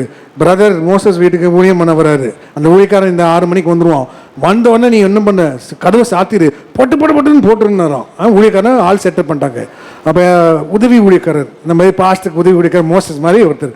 அப்போ உதவி ஊழியக்காரர் சொன்னாரா ஊழியத்துக்கு போகலான்னு. பெரிய பாஸ்டர் சொல்கிறாரு, எனக்கு ஏவுதல் இல்லை அப்படின்னாராம். என்னது ஏவுதல்? ஐயோ, என்னையா போகிறதே ஊழியத்துக்கு, அவன் வியாதியாக இருக்கான், ஜெபிக்க கூப்பிட்றான், நீ என்ன சொல்கிற, ஏவுதல் இல்லை. இந்த ஆள் என்ன, அப்போ நான் போகிறேன்னா, சரி நீ போயிட்டு வரான். நம்மளால வயிட்டு தானே உள்ளே போன வந்தானா, ஒரு கதவு சாத்தினாலும் என்ன பொட்டால் செம்மாட்டியும் போட்டு முதுக்கு வீங்கிருச்சான் உதவிக்காருக்கு. உண்மை. அப்புறம் அடுத்த நாள் வந்துடுறான். அதே மாதிரி 1 வாரம் போச்சான். 1 வாரம் போன பிறகு உதவி சொன்னாரா, நான் வீட்டு கூட்டத்துக்கு ஜெபிக்க போகிறேன் வரியானா. ஆனால் நான் வரல அப்படின்ட்டுறான். நான் வரல. உடனே நியூஸ் போயிடுச்சு, அந்த ஊழியக்காரன் ரொம்ப தந்திரமான ஆள், விசுவாச வீட்டை விட்டு வெளியே வர மாட்டான். ஆனால் விசுவாச வீட்டுக்குள்ளே போங்க, கதவு தரங்க, அவர் தான் தரப்பார், சரியாக போட்டுருங்கன்றாரான். இவர் அன்னைக்கு பார்த்து வெளியே வந்துட்டார். எங்கே போயிட்டாரு? வெளியே ஊழியத்து ஜெபத்துக்கு போயிட்டாரு. இவர் நம்ம ஆள் ஜாலியாக இருந்தார். இவர் கதவை திறந்தாரு பாருங்க, செம்ம போட்டானு, பொட்டால் போட்டு முதுகெல்லாம் வீங்கிருச்சான். அவர் வந்தார் திருப்பி நைட் 9-10 மணிக்கு வந்து, என்ன ஆச்சுனாரு, உள்ளே இருந்தாலும் அடிக்கிறானுங்க, வெளியே வந்தாலும் அடிக்கிறானுங்க, என்ன பண்ணுறதே தெரியல அப்படின்னாராம். உண்மை. உள்ளே இருந்தாலும் அடி விழுது, வெளியே வந்தாலும் அடி விழுதுங்க. அதனால் என் சமூகம், அதான் மோச அழகாக சொல்கிறாரு, உன் சமூகம் வரலன்னா இங்கே இருந்து எங்களை கொண்டே போகாதுன்ட்டார். நீ ஆணுடைய சமூகம் வரணும். எங்கே பிரயாணம் செல்லும் போதும் நாங்கள் ஆண்டுட்டு ஜெபிச்சு ஒரு வசனம் கேட்போம். வர வழியில் கூட ஒரு ஆட்டில் என் சமூகம் முன்பாக செல்லுன்ட்டார். கண்மணி ஆண்டவரே சோத்திரம், அல்லேலூயா, ஊழியத்தை நீங்கள் நடத்துவீங்கன்னு வல்ல ஜெபிச்சுட்டு வந்துட்டேன். வாசிங்க, நீ எங்கே தேவனுடைய சமூகம் இல்லை, அதனால தான் தேவன் சொல்கிறார், சில வேலை ஏன் உன்னுடைய இடுக்கமான நிலவரத்திலிருந்து சில வேலை கதவுகள் திறக்கப்படுகிறது அப்படின்னா, சில வேலை கதவுகளை தேவன் மூடுகிறார் என்று அர்த்தம். பவுல் ஜெபிக்கும் போது என்ன பண்ண, ஆசிய தேசத்துக்கு போகாத, நீங்கள் போகாத, இங்கே உள்ள விழுந்தாலும் அடி விழுது, வெளியே போனாலும் அடி விழுற காலமாக ஆயிடுச்சு. இப்போ அடி விழுற காலம். உண்மையாக அன்றைக்கி ட்ராக் சொல்லித்துக்கு நான் போகல, செம்ம அடி முதுகு பிச்சுட்டாங்க அவரை. ட்ரம்ஸ் எல்லாம் பிச்சு கன்னத்துலேயே ஆரஞ்சு. நான் வந்து வெளியே பார்த்தேன், என்னாச்சுன்னு. நீங்கள் வரல, என்ன அடிச்சுட்டான் அப்படின்னா என்ன, அவன் ஆடி வாங்கணுமா? அதான் ஆண்டு என்ன காத்துட்டாரு. ஆண்டு என்ன காத்தாரு, இப்போ ஒன்றும் காக்கல, அவ்வளோதான். எனக்கு கிருபை, உனக்கு கிருபை இல்லை, அவ்வளோதான், கிருபை இல்லை. வாசிங்க. யாத்திராகமம் 33:14. அதற்கு கர்த்தர், என் சமூகம் உனக்கு முன்பாக செல்லும், நான் உனக்கு இளைப்பாறுதல் தருவேன் என்றார். ஆமென். அப்ப தேவன் சொல்கிறார், உனக்கு இருக்கிற கொஞ்சம் கிருபை, கொஞ்சம் அபிஷேகம், கொஞ்சம் விசுவாசத்தை தருவார், கொஞ்சம் ஐஸ்வர்யத்தை தருவார், தேவன் வர்த்திக்க செய்வார், வசதி வாய்ப்பை கொண்டு வருவார். ஆனால் நீ என்ன பண்ணாது, போக்கடிக்காதுன்னு சொல்றாரு. நீ என்ன பண்ணாத, வர கிருபையை நீ போக்கடிக்காத. உனக்கு என்ன தேவன் கொடுத்திருக்கிறாரோ அவைகளை தேவனுக்காக நீ பயன்படுத்து. உன்னுடைய பரிசுத்த வாழ்க்கைக்காக நீ பயன்படுத்து. உன்னுடைய பரிசுத்திற்காக நீ பயன்படுத்து. தேவனுக்காக நீ பயன்படுத்தும் போது நீ ஒரு நாளும் கிருபை உன்னை விட்டு விலகாது. வாசிங்க வேகமா வேகமா. யோனா 2:8 பொய்யான மாயை பற்றி கொள்ளுகிறவர்கள் தங்களுக்கு வரும் கிருபையை போக்கடிக்கிறார்கள். பாருங்க, பொய்யான அந்த மாயை நீ ஒரு நாளும் பற்றி கொள்ளக்கூடாது. வாசிங்க, தங்களுக்கு வரும் கிருபையை போக்கடிக்கிறார்கள். அப்ப தேவன் அனுகூலமான கதவுகள் தேவன் நமக்கு திறக்கும் போது எதிர்ப்பு நம்முடைய வாழ்க்கையில் கண்டிப்பாக வரும். எதிர்ப்பை கண்டு ஒரு நாளும் சோர்வாகக்கூடாது. எல்லாம் கற்றுக்கொள்ளுங்க. ஓட்ட பந்தயத்தில் 10 பேர் ஓடுறான். இப்போ எதிராளி எதிர்ப்பு வருது, நீ அவனை பார்த்தீங்கன்னா என்ன பண்ணுறோம்? எல்லாம் ஓட்ட பந்தயத்தில் ஓடுறோம். எல்லாம் 100 மீட்டர்ஸ் ஓடிருக்கீங்களா ஸ்கூலில்? எல்லாம் ஸ்கூலில் கை தூக்குங்களா? எத்தனாவது வந்த? 100 மீட்டர்ஸ் எத்தனாவது வந்த? Very good. செகண்ட், நீ தேர்டு. பாருங்க பிள்ளைங்கள்லாம் பாருங்கள், எல்லாம் 100 மீட்டர்ஸ் ஓடலாம். வருஷம் வந்திருக்கா. ஒரு டேனி பிரதெல்லாம் ஓடி இருக்கிறேன். எத்தனாவது? ஃபஸ்ட்டு. ஆனால் நான் அனுப்பவே இல்லை அவளை. நீ ஒன்றும் ஓட்டெல்லாம் ஓட வேண்டாம், நீ உட்காந்து போட்டு ஜெபி படின்ட்டேன். நல்லா கேளுங்க. ஓட்ட பந்தயத்தில் நீ உன்னோட கூட நீ அவனை பார்த்தீங்கன்னா ஓட்டம் என்ன ஆயிரும்? குறைஞ்சிடும். கூட நிறைய பேர் ஓடுவான், நீ அவனை பார்க்கக்கூடாது. தேவன் வாசல்கள் திறக்கும் போது நீ எதிராளி நீ பார்க்கவே கூடாது. தேவன் உன்னை உயர்த்தும் போது, உன்னை ஆசீர்வதிக்கும் போது நீ எதிராளி நீ பார்க்கக்கூடாது. உன் லக்கை நீ எழுந்து விடுவாய். நீ நல்லா ஆண்டவர் கற்றுக் கொடுக்கிறார், கற்றுக்கொள்ளுங்க. அதனால தான் தேவன் சொல்லுகிறார், ஒரு பந்தயத்தில் நீ ஓடும்போது நீ என்ன எப்படி ஓது? வாசிங்க, ஓட்ட பந்தயத்தை ஓடுகிறவன் எல்லா இச்சை அடக்கத்தோடு நீ ஓடணும். நீ இச்சை அடக்கல, உன் வாழ்க்கையை நீ என்ன பண்ணும்? பிரதிகூலமாக மாறிவிடும். தேவன் வாசல்கள் அடைத்து விடுவார். எல்லாம் கவனிங்க. இச்சை அடக்கம் விலையேறப்பட்டது. நிச்சய அடக்கம் ஒரு கிறிஸ்தவனுக்கு ரொம்ப முக்கியம். தன் ஆவியை அடக்காத மனுஷன் மதில் இடிந்த பட்டணத்தை போல் காணப்படுகிறான். வாசிங்க இதை ஃபர்ஸ்ட் வேகமா. 1 கொரிந்தியர் 9:24 பந்தய சாலையில் ஓடுகிறவர் எல்லாரும் ஓடுவார்கள், ஆகிலும் ஒருவனே பந்தயத்தை பெறுவான் என்று அறியீர்களா? நீங்கள் பெற்றுக்கொள்ளத்தக்கதாக ஓடுங்கள். பந்தயத்துக்கு போராடுகிற யாவரும் எல்லாவற்றிலும் இச்சையடக்கமாய் இருப்பார்கள். அவர்கள் அழிவுள்ள கிரீடத்தை பெரும்படிக்கு அப்படி செய்கிறார்கள், நாமோ அழிவில்லாத கிரீடத்தை பெரும்படிக்கு அப்படி செய்கிறோம். இச்சை அடக்கம் ரொம்ப முக்கியம். தான் நாவி அடக்காத மனுஷன் மதில் இருந்த பாழான பட்டணத்தை போல் காண்கிறான். எல்லாம் கவனிங்க. இச்சை அடக்கனா என்ன? கெட்ட இச்சை. இச்சையினாலே ஃபர்ஸ்ட் அருவருப்பு, அதை விளக்க நேரம் இல்லை. இன்னொன்னு என்ன? எல்லாமே இச்சை. நீ பார்க்கறத நீ அனுபவிக்கணும்னு ஆசைப்படுறதுல அது இச்சை. இருக்கிறது போதுன்னு உனக்கு ஒரு மனப்பான்மை வரணும். அதனால தேவன் சொல்கிறார், தான் ஆவியை அடக்காத மனுஷன். வாசிங்க நீதிமொழிகள் 25:28 தன் ஆவியை அடக்காத மனுஷன் மதிலிருந்த பாழான பட்டணம் போல் இருக்கிறான். ஆமென். அடுத்தது வாசிங்க. தேவன் வேகமா போலாம். விசுவாசத்தின் கதவுகளை தேவன் திறக்கும் போது அப்போஸ்தலர் 14:27 அவர்கள் அங்கே சேர்ந்தபோது சபை கூடி வர செய்து தேவன் தங்களை கொண்டு செய்தவைகளையோ அவர் புறஜாதிகளுக்கு விசுவாசத்தின் கதவை திறந்ததையும் அறிவித்து. விசுவாச கதவுகளை தேவன் திறக்க விரும்புகிறார். வேதம் சொல்லுது, என்னிடத்தில் விசுவாசமா இருங்கள், தேவனிடத்திலும் விசுவாசமா இருங்கள். அதோடைய அர்த்தம் என்ன? யாரை தெரிஞ்சவங்க விளக்குங்க. அதோடைய அர்த்தம் என்ன? வாசிங்க. யோவான் 14:1 உங்கள் இருதயம் கலங்காது இருப்பதாக தேவனிடத்தில் விசுவாசமாய் இருங்கள், என்னிடத்திலும் விசுவாசமாய் இருங்கள். அப்படின்னா என்ன? தேவனிடத்தில் விசுவாசமாய் இருங்கள், என்னிடத்திலும் விசுவாசமாய் இருங்கள். அதோடைய அர்த்தம் என்ன? யாருக்கா தெரியுமா? கை தூக்குங்க வேகமா. 5 seconds டைம். ஏதாவது உங்களுக்கா தெரியணும்ல. இப்போ நாங்கள் பாட்டு பேசிக்கிட்டே இருப்போம். நல்லா கற்றுக்கொள்ளுங்க. தேவன் சொல்லுகிறார், தேவனிடத்தில் விசுவாசமாய் இருங்கள், என்னிடத்திலும். அப்படின்னா தேவனுடைய விசுவாசம் உடையவர்களாய் இருங்கள், என்னுடைய விசுவாசம் உடையவர்களாய் இருங்கள் என்று இயேசு சொல்கிறார். அதான் நீ கற்றுக்கொள்ளணும். அதனால தேவன் உண்டு என்று தம்மை தேடுகிறவர்களுக்கு பலன் அளிப்பார் என்று நீ விசுவாசிக்கணும். அதான் விசுவாசத்துக்கு. தேவன் உண்டு, நீ ஜெபிக்கும் போது தேவன் பலன் அளிப்பார் அப்படி என்று உனக்கு ஒரு திட நம்பிக்கை, விசுவாசம் வேணும். தேவன் உனக்கு செய்யாம யாருக்கு செய்ய போறான்? இந்த காலவேளையில் நீ ஜெபிக்கிற, உனக்கு செய்யாம தேவன் யாருக்கு செய்வா? இந்த காலவேளையில் நீ அப்படி ஜெபிக்கணும். அதனால தான் விசுவாச வாழ்க்கையில அடிமைத்தனத்தில் இருக்கவங்களை கானான் தேசத்தில் கொண்டு போகும்போது 40 வருஷம் தேவன் அவர்களை என்ன பண்ணாரா? விசுவாசம் உள்ளவர்களோ இல்லைன்னு பாதி பேர்ல என்ன பண்ணாராம்? சோதித்து பார்த்து விசுவாசம் இல்லாதவர்களை தேவனே அழித்தார்னு வரும் வசனம். தேவனே கொன்று விட்டார் விசுவாசத்தில் இல்லாதவர்களை. அப்போ விசுவாசத்தில் ஜீவன் உண்டு, விசுவாசத்தில் மரணம் என்பது உண்டு. விசுவாசம் தேவன் கொடுத்தா எனக்கு ஆகாரம், கொடுக்கலன்னா பட்டினியாக கிடக்கிறேன். அல்லையா? நீ அப்படி வரணும். இருக்கா புசிக்கிறேன் இல்லையா ஆண்டவரே பட்டினியா இருக்கையா ஃபுல்லா உபவாசம் தான். அப்படியே தேவன் உன்னை சாக ஒப்பு கொடுப்பாரா? சொல்லுங்க. ஒரு நாளும் தேவன் விட மாட்டார். வாசிங்க வேகமா. எபிரேயர் 11:6. விசுவாசம் இல்லாமல் தேவனுக்கு பிரியமாயிருப்பது கூடாத காரியம். ஏனென்றால் தேவனிடத்தில் சேருகிறவன் அவர் உண்டென்றும் அவர் தம்மை தேடுகிறவர்களுக்கு பலன் அளிக்கிறவர் என்றும் விசுவாசிக்க வேண்டும். ஆமா, அதனால ஏராளமான விசுவாசங்கள் உண்டு. அதனால தேவன் சொல்கிறார் ஆபிரகாமை போட்டு அவன் என்னை விசுவாசித்தான், அதை அவனுக்கு நீதியாக எண்ணினார். என்ன தேவன் பாருங்க, ஒரு பிள்ளை ஒரே பிள்ளை கொடுப்பேன், அந்த பிள்ளையும் பலிக்கு கேட்கிறார். அவன் அந்த பிள்ளையும் பலி கொடுக்க ஒப்பு கொடுத்து விட்டான் இல்ல. அப்ப பாருங்க, அவன் தேவனை விசுவாசிக்கிறான். ஏன்? ஈசாக்கிலிருந்து அவனுடைய சந்ததி உருவாகும் என்று அவன் விசுவாசித்தான். இப்போ மரித்தோரிலிருந்து உயிர்ப்பிக்க வல்லவராய் இருக்கிறது என்பதை விசுவாசித்தான். வாசிங்க எபிரேயர் 11:10. இப்போ மரித்தோரிலிருந்து அப்ப தேவன் உயிர்ப்பிக்க வல்லவர் என்பதை விசுவாசித்தான். தேவன் அதை அவனுக்கு நீதியாக எண்ணினார். அதனால் அவன் விசுவாச தகப்பன் ஆனான். எபிரேயர் 11:18. ஈசாக்கிடத்தில் உன் சந்ததி விளங்கும் என்று அவனோடு சொல்லப்பட்டிருந்ததே. இப்படிப்பட்ட வாக்குத்தத்தங்களை பெற்றவன் மரித்தோரிலிருந்து எழுப்ப தேவன் வல்லவராய் இருக்கிறார் என்றெண்ணி தனக்கு ஒரே பேரான பலியாக ஒப்பு கொடுத்தான். மரித்தோரிலிருந்து அவனை பாவனையாக திரும்பவும் பெற்றுக்கொண்டான். போதும். கலாத்தியர் 3:6. அப்படியே ஆபிரகாம் தேவனை விசுவாசித்தான், அது அவனுக்கு நீதியாக எண்ணப்பட்டது.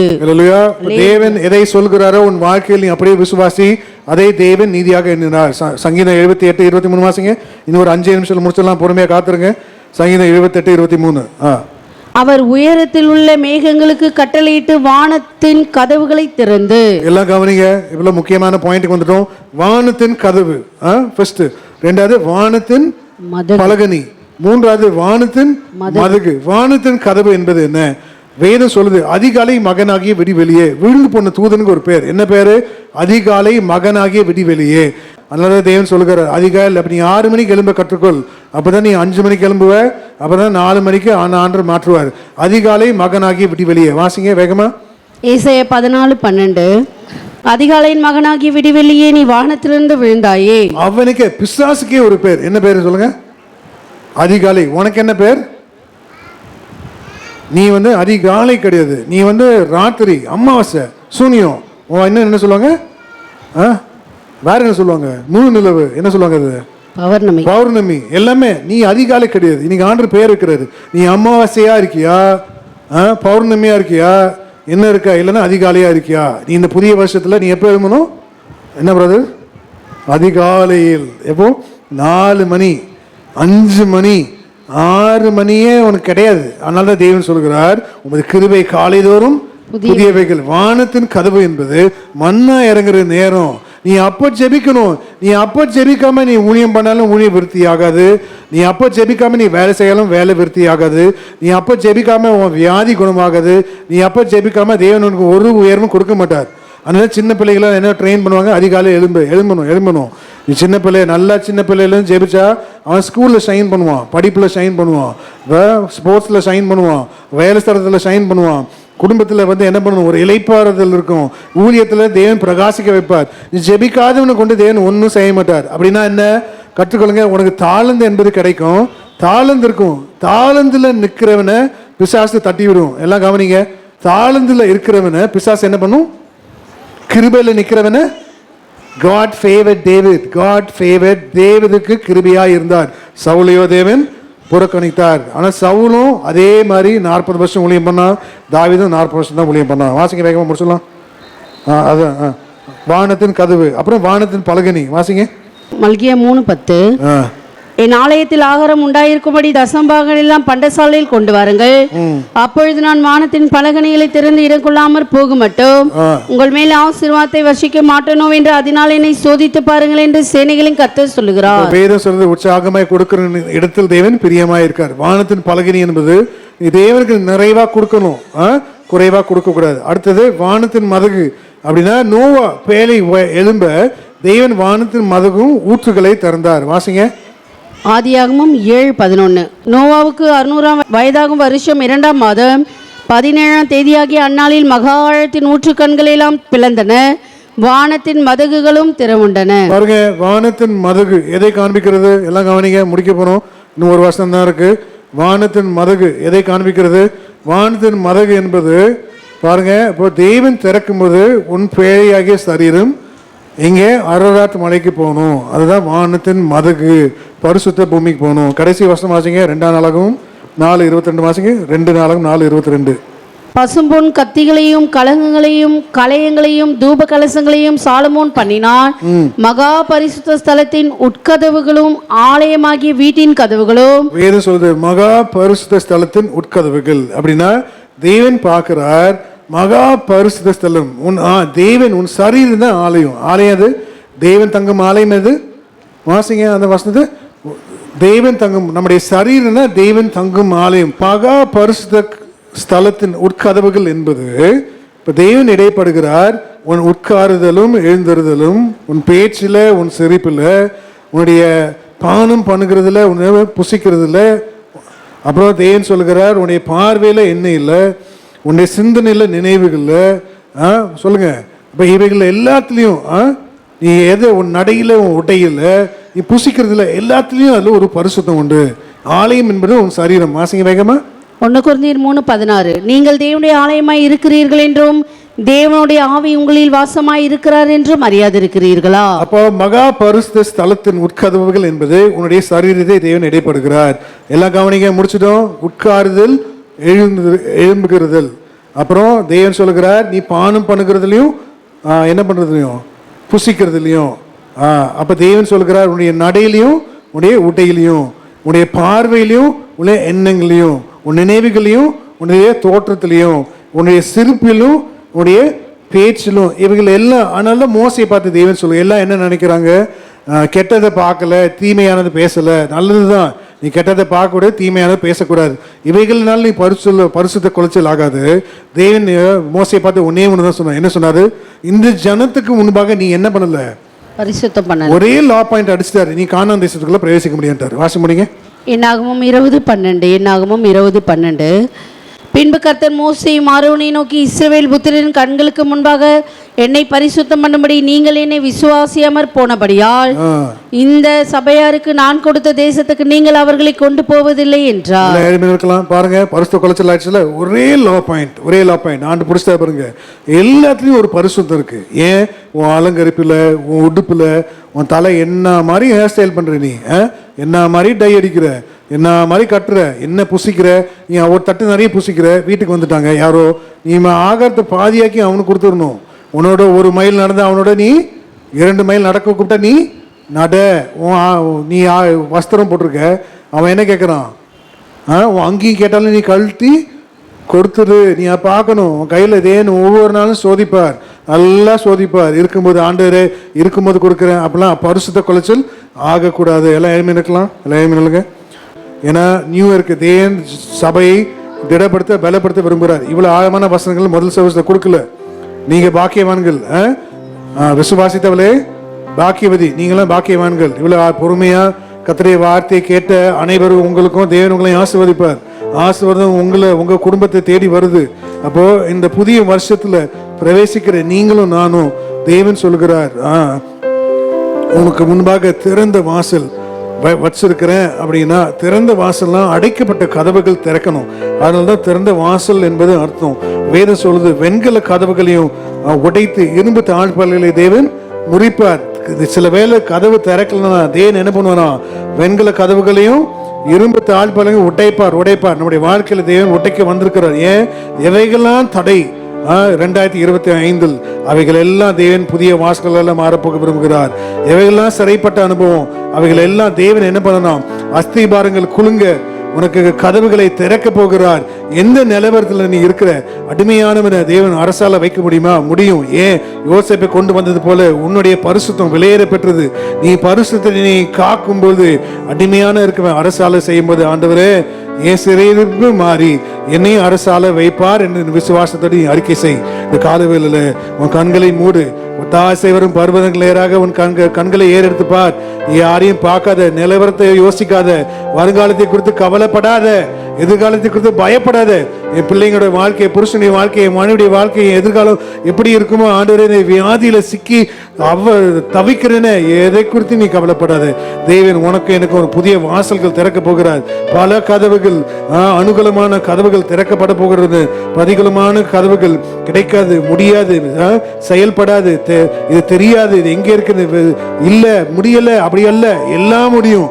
தேவனால் எல்லாம் கூடும். வேதவசனம் சொல்கிறது, வேதவசனம் எல்லாம் வாக்குத்தத்தம் எல்லாம் ஆம் என்றும் ஆமென் என்றும். ஆனா பூர்வமானவைகளை நீ சிந்திக்காத, பறவைகளை யோசிக்காத.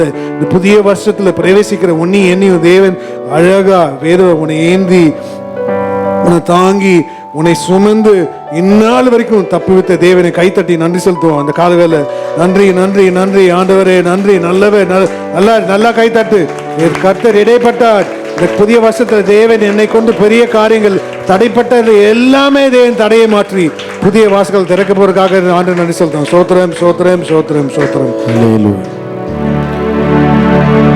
மனிதர் அடைத்த கதவுகள் ஒன்றோ இரண்டோ, நீர் எனக்காக திறந்தது 1000 அன்றோ. உடைக்கப்பட்டு உம்மை விட்டு ஓடி ஒளிந்தும் என்னை துரத்தி வந்து ஊழியத்தை துவங்க செய்திரே. மனிதர் அடைத்த கதவுகள் ஒன்றோ இரண்டோ, நீர் எனக்காக திறந்தது 1000 அன்றோ. உடைக்கப்பட்டு உம்மை விட்டு ஓடி ஒளிந்தும் என்னை துரத்தி வந்து ஊழியத்தை துவங்க செய்திரே.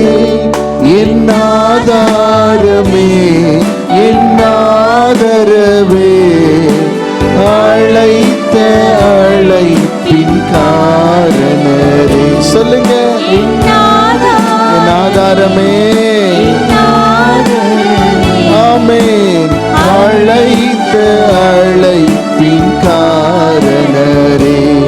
உங்க அழைப்பு இருந்ததால அழிந்து போகவில்லை, உங்க அன்பு இருந்ததால நான் கைவிடப்படல. உங்க கிருபை என்ன காத்ததால வாழ்ந்து கொண்டிருக்கேன். உங்க அன்பிற்கு நிகரே இல்லை. உங்க கிருபை என்ன காத்ததால வாழ்ந்து கொண்டிருக்கேன். உங்க அன்பிற்கு நிகரே இல்லை. எத்தனை பேர் என்னை அழிக்க நினைத்தும் அழியாத அழைப்பு என்னை காத்து கொண்டதே. துரோகங்கள் வீண்பழிகள் என் மேல் விழுந்தும் கரைப்படாத கரங்கள் என்னை தாங்கிக் கொண்டதே. சொல்லுங்க, எத்தனை பேர் என்னை அழிக்க நினைத்தும் அழியாத அழைப்பு என்னை காத்து கொண்டதே. ஆமென். கடந்த ஆண்டு முழுவதும் வீண் பழிகள் என் மேல் விழுந்தும் கரைப்படாத கரங்கள் என்னை தாங்கிக் கொண்டதே. எல்லாரும் சொல்லுங்க, ஆமென். உம்மை பின்தொடர்வேன், இறுதி வரை உம்மை சேவிப்பேன். உம்மை நம்பிடுவேன், உம்மை பின்தொடர்வேன், இறுதி வரை உம்மை சேவிப்பேன். ஆண்டவரே, மனிதர் அடைத்த கதவுகள் எல்லாம் 2025க்குள்ள போயிட்டுப்பா. ஆனா கர்த்தர் நமக்காக இந்த 26ஆம் ஆண்டிலே கதவுகளை திறக்கிறார், மதகுகளை திறக்கிறார், பலகணிகளை திறக்கிறார். இடங்கொள்ளாமற் போக மட்டும் நம்மை ஆசீர்வதிக்க தேவன் இந்த 2வது ஆராதனைக்கு வந்திருக்கிற உங்கள் மேல் அவர் கிருபையாய் இருக்கிறார். இதுவரை திறக்கப்படாத அனுகூலமான வாசல்களை ஆண்டவர் இந்த புதிய மாதத்திலே உங்களுக்காய் திறக்கிறார். அடைபட்டிருக்கிற கர்ப்பங்கள் திறக்கப்படுவதாக, தடைப்பட்டிருக்கிற திருமண காரியங்கள் நடைபெறுவதாக. வாழ்க்கையில் இதுவரை இந்த ஆண்டிலே உங்களுக்காய் அடைக்கப்பட்டிருக்கிற வாசல்களை தேவன் 2026ஆம் ஆண்டிலே நிச்சயமாய் உங்களுக்கு திறப்பாராக. நீங்கள் பெற்றுக்கொள்வீர்களாக. ஹல்லேலூயா, ஹல்லேலூயா, ஆமென். எல்லா சிறைச்சாலை கதவுகளை கர்த்தர் திறக்கிறார். ஆமென். சில நேரங்களில் ஏன் இந்த கதவு அடைபட்டிருக்கிறது என்று சில நேரங்கள் நமக்கு ஒரு கேள்விகள் வரும். ஹல்லேலூயா. ஏனென்று சொன்னால் தேவன் அதை காட்டிலும் அவருடைய சித்தத்தின்படி செய்வதற்கு அதை அடைத்திருக்கிறார். ஹல்லேலூயா. ஆனால் சிறப்பான ஒரு திறப்பத்தை ஆண்டவர் நமக்கு தருவார். சிறப்பான ஒரு துவக்கத்தை ஆண்டவர் நமக்கு தருவார். அன்பு தேவ பிள்ளைகளே, இந்த 2வது ஆராதனையில வந்திருக்கிற உங்க வாழ்க்கையில இந்த ஆண்டிலே எது திறக்கலையோ, எது கிடைக்கலையோ, எது அடைபட்டு இருக்கிறதோ எல்லாவற்றையும் கர்த்தர் உங்களுக்கு தருவேன் என்று வாக்கு பண்ணி இருக்கிறார். தைரியமா போங்க. மனுஷன் அடைக்கலாம், தேவன் கொடுப்பார் உங்களுக்கு. தேவன் கொடுக்க நினைத்ததை ஒரு மனிதனாலும் தடுக்க முடியாது. நம்பிக்கையோட போங்க. இவ்வளவு வசனங்களை கேட்டோம். அல்லேலூயா. எவ்வளவோ சத்திய வசனங்களை கேட்டோம். ஆமென். எத்தனை வசனங்கள், எத்தனை வார்த்தைகள், எத்தனை ஆழமான சத்தியங்கள். அல்லேலூயா.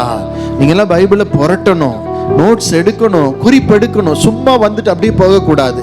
அல்லேலூயா. அது உங்களுடைய நிர்விசாரத்தை காண்பிக்கிறது. அது ஆண்டவரை அசட்டை பண்றதை காண்பிக்கிறது.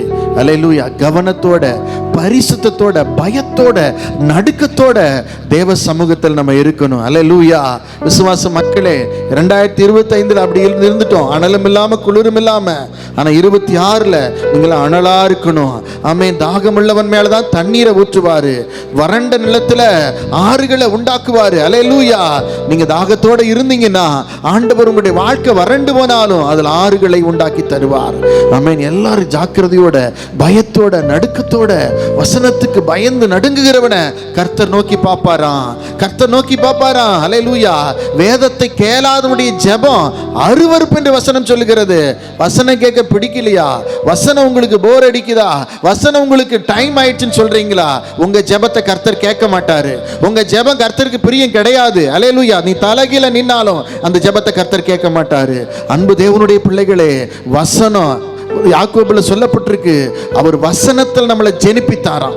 நம்ம பிறந்தது, நம்மளை உருவாக்குனது அவருடைய வார்த்தையினால உருவாக்கப்பட்டிருக்கிறோம். அல்லேலூயா. வார்த்தைக்கு கனப்படுத்துங்க. என்னை கனப்படுத்துகிறவனை நான் கனப்படுத்துவேன். ஆமென். வசனத்தை கனப்படுத்துங்க. வார்த்தையை கவனமா கேளுங்க, பயத்தோட கேளுங்க. 6 நாளுக்குரிய ஊட்டச்சத்து, பலன், உங்க எனர்ஜி எல்லாம் வசனம் தான். அல்லேலூயா. வார்த்தை நேற்றும் இன்றும் என்றும் மாறாத கர்த்தருடைய வார்த்தை. அல்லேலூயா. ஆமென், ஆமென். எவ்வளவு வார்த்தைகள். இதெல்லாம் போய் படிங்க வீட்டில். நான் 2 முறை பிரசங்கம் கேட்டிருக்கேன், 2 முறை நோட்ஸ் எடுத்திருக்கிறேன். அல்லேலூயா. கேளுங்க வார்த்தைகளை. இதுதாங்க நம்ம வாழ்க்கையை செழிக்க வைக்கும். இதுதாங்க உங்க வாழ்க்கையை, உலர்ந்து போன வாழ்க்கையை உயிரடைய பண்ணும். ஆமென். வார்த்தை இல்லாம ஒன்றுமே இல்லை. ஆதியிலே வார்த்தை இருந்தது, அந்த வார்த்தை தேவனிடத்தில் இருந்தது, அந்த வார்த்தை தேவனா இருந்தது. எல்லாரும் கைகளை தட்டி கர்த்தர் கொடுத்த அந்த மகத்துவமான வார்த்தைகளுக்காக நன்றி சொல்லுங்க, நன்றி சொல்லுங்க. விசுவாசிக்கு எல்லாம் வேதம் படிக்கணும். ஆமென். நீங்க பணம் வைத்திருக்கலாம், அறிவு கூர்மை இருக்கலாம், ஞானம் இருக்கலாம், எல்லாம் சபிஸ்டிகேட்டா இருக்கலாம். ஆனா வசனம் இல்லாத வாழ்வு விசனமான வாழ்வு. அல்லேலூயா. வசனத்தை கற்றுக்கொள்ளுங்க, ஆர்வமா வாங்க, வசனத்தை படிங்க. இந்த புதிய வருஷத்துல ஒரு தீர்மானத்தோட போகணும். நல்ல வசனம் படிக்கணும், நல்ல ஆவியானவரோட தொடர்பு கொள்ளணும். வார்த்தையில நல்ல ஒரு ஞானத்தை கர்த்தர் உங்களுக்கு எனக்கு கொடுக்கும்படியாக நம் தலைகளை தாழ்த்துவோம். ஆண்டவரே, செய்தி கொடுத்த அருமை தாசரையும் அவருடைய குடும்பத்தாரையும் ஆசீர்வதிப்பீராக. ஆண்டவர் அவருடைய எல்லா தேவைகளையும், விசேஷமாக சிஸ்டருக்காக நாங்கள் ஜெபிக்கிறோம். நல்ல பரிபூர்ண சுகத்தை நீர் கொடுத்தபடியால் உம்மை துதிக்கிறோம். ஆண்டவரே, இன்னுமாய் அவர்களையும் வல்லமையாய் குடும்பமாய் எடுத்து பயன்படுத்துங்க. வியாபாரங்களை ஆசீர்வதிங்க. வந்திருக்கிற தேவ மக்களுடைய எல்லா கதவுகளும், எல்லா இரும்பு தாழ்பால்கள் முறிக்கப்படட்டும். வெண்கல கதவுகள் திறக்கப்படட்டும். அந்தரங்கத்தில் இருக்கிற பொக்கிஷத்தை, ஒளிப்பிடத்தில் புதையல்களையும் இந்த ஆண்டு நீங்க ரிசீவ் பண்ணுவீங்க. இந்த ஆண்டு நீங்க பெற்றுக்கொள்ளுவீங்க. கர்த்தர் உங்களுக்கு தருவார். ஆண்டவரே, அதற்கு அச்சாரமாய் இந்த வார்த்தைகளை எல்லாம் நாங்கள் கேட்டிருக்கிறோம். எங்கள் ஒவ்வொருவரையும் பலப்படுத்தும், ஆசீர்வதியும், பெரிய காரியங்களை செய்யும். இயேசுவின் நாமத்தில் செபிக்கிறோம் பிதாவே. என் ஆத்துமாவே கர்த்தரை ஸ்தோத்தரி, என் முழுவதுமே பரிசுத்த நாமத்தை ஸ்தோத்தரி. என் ஆத்துமாவே கர்த்தரை ஸ்தோத்தரி, அவர் செய்த சகல உபகாரங்களையும் மறவாது. நம்முடைய கர்த்தராகிய இயேசு கிறிஸ்துவின் கிருபை, பிதாவாகிய தேவனுடைய அன்பு, பரிசுத்த ஆவியானவருடைய அந்யோன்ய ஐக்கியம், சந்தோஷம், சமாதான வசனத்தை பகிர்ந்து கொடுத்த தேவதாசரோடும் அவருடைய குடும்பத்தாரோடும் வந்து வசனங்களை கேட்டு கர்த்தருடைய பந்தியிலே பங்கு பெற்ற பங்கு பெறாத ஒவ்வொரு தேவ மக்கள் அனைவரோடும் வருகை பரியந்தம் என்னென்னைக்கும் நிலைத்திருப்பதாக. மாரநாதா சொல்லுங்க, மாரநாதா, மாரநாதா. ஹல்லேலூயா, ஹல்லேலூயா, ஹல்லேலூயா. இயேசு ராஜாவை நான் பார்த்தால் போதும், மகிமையில் அவரோடு நான் வாழ்ந்தால் போதும்.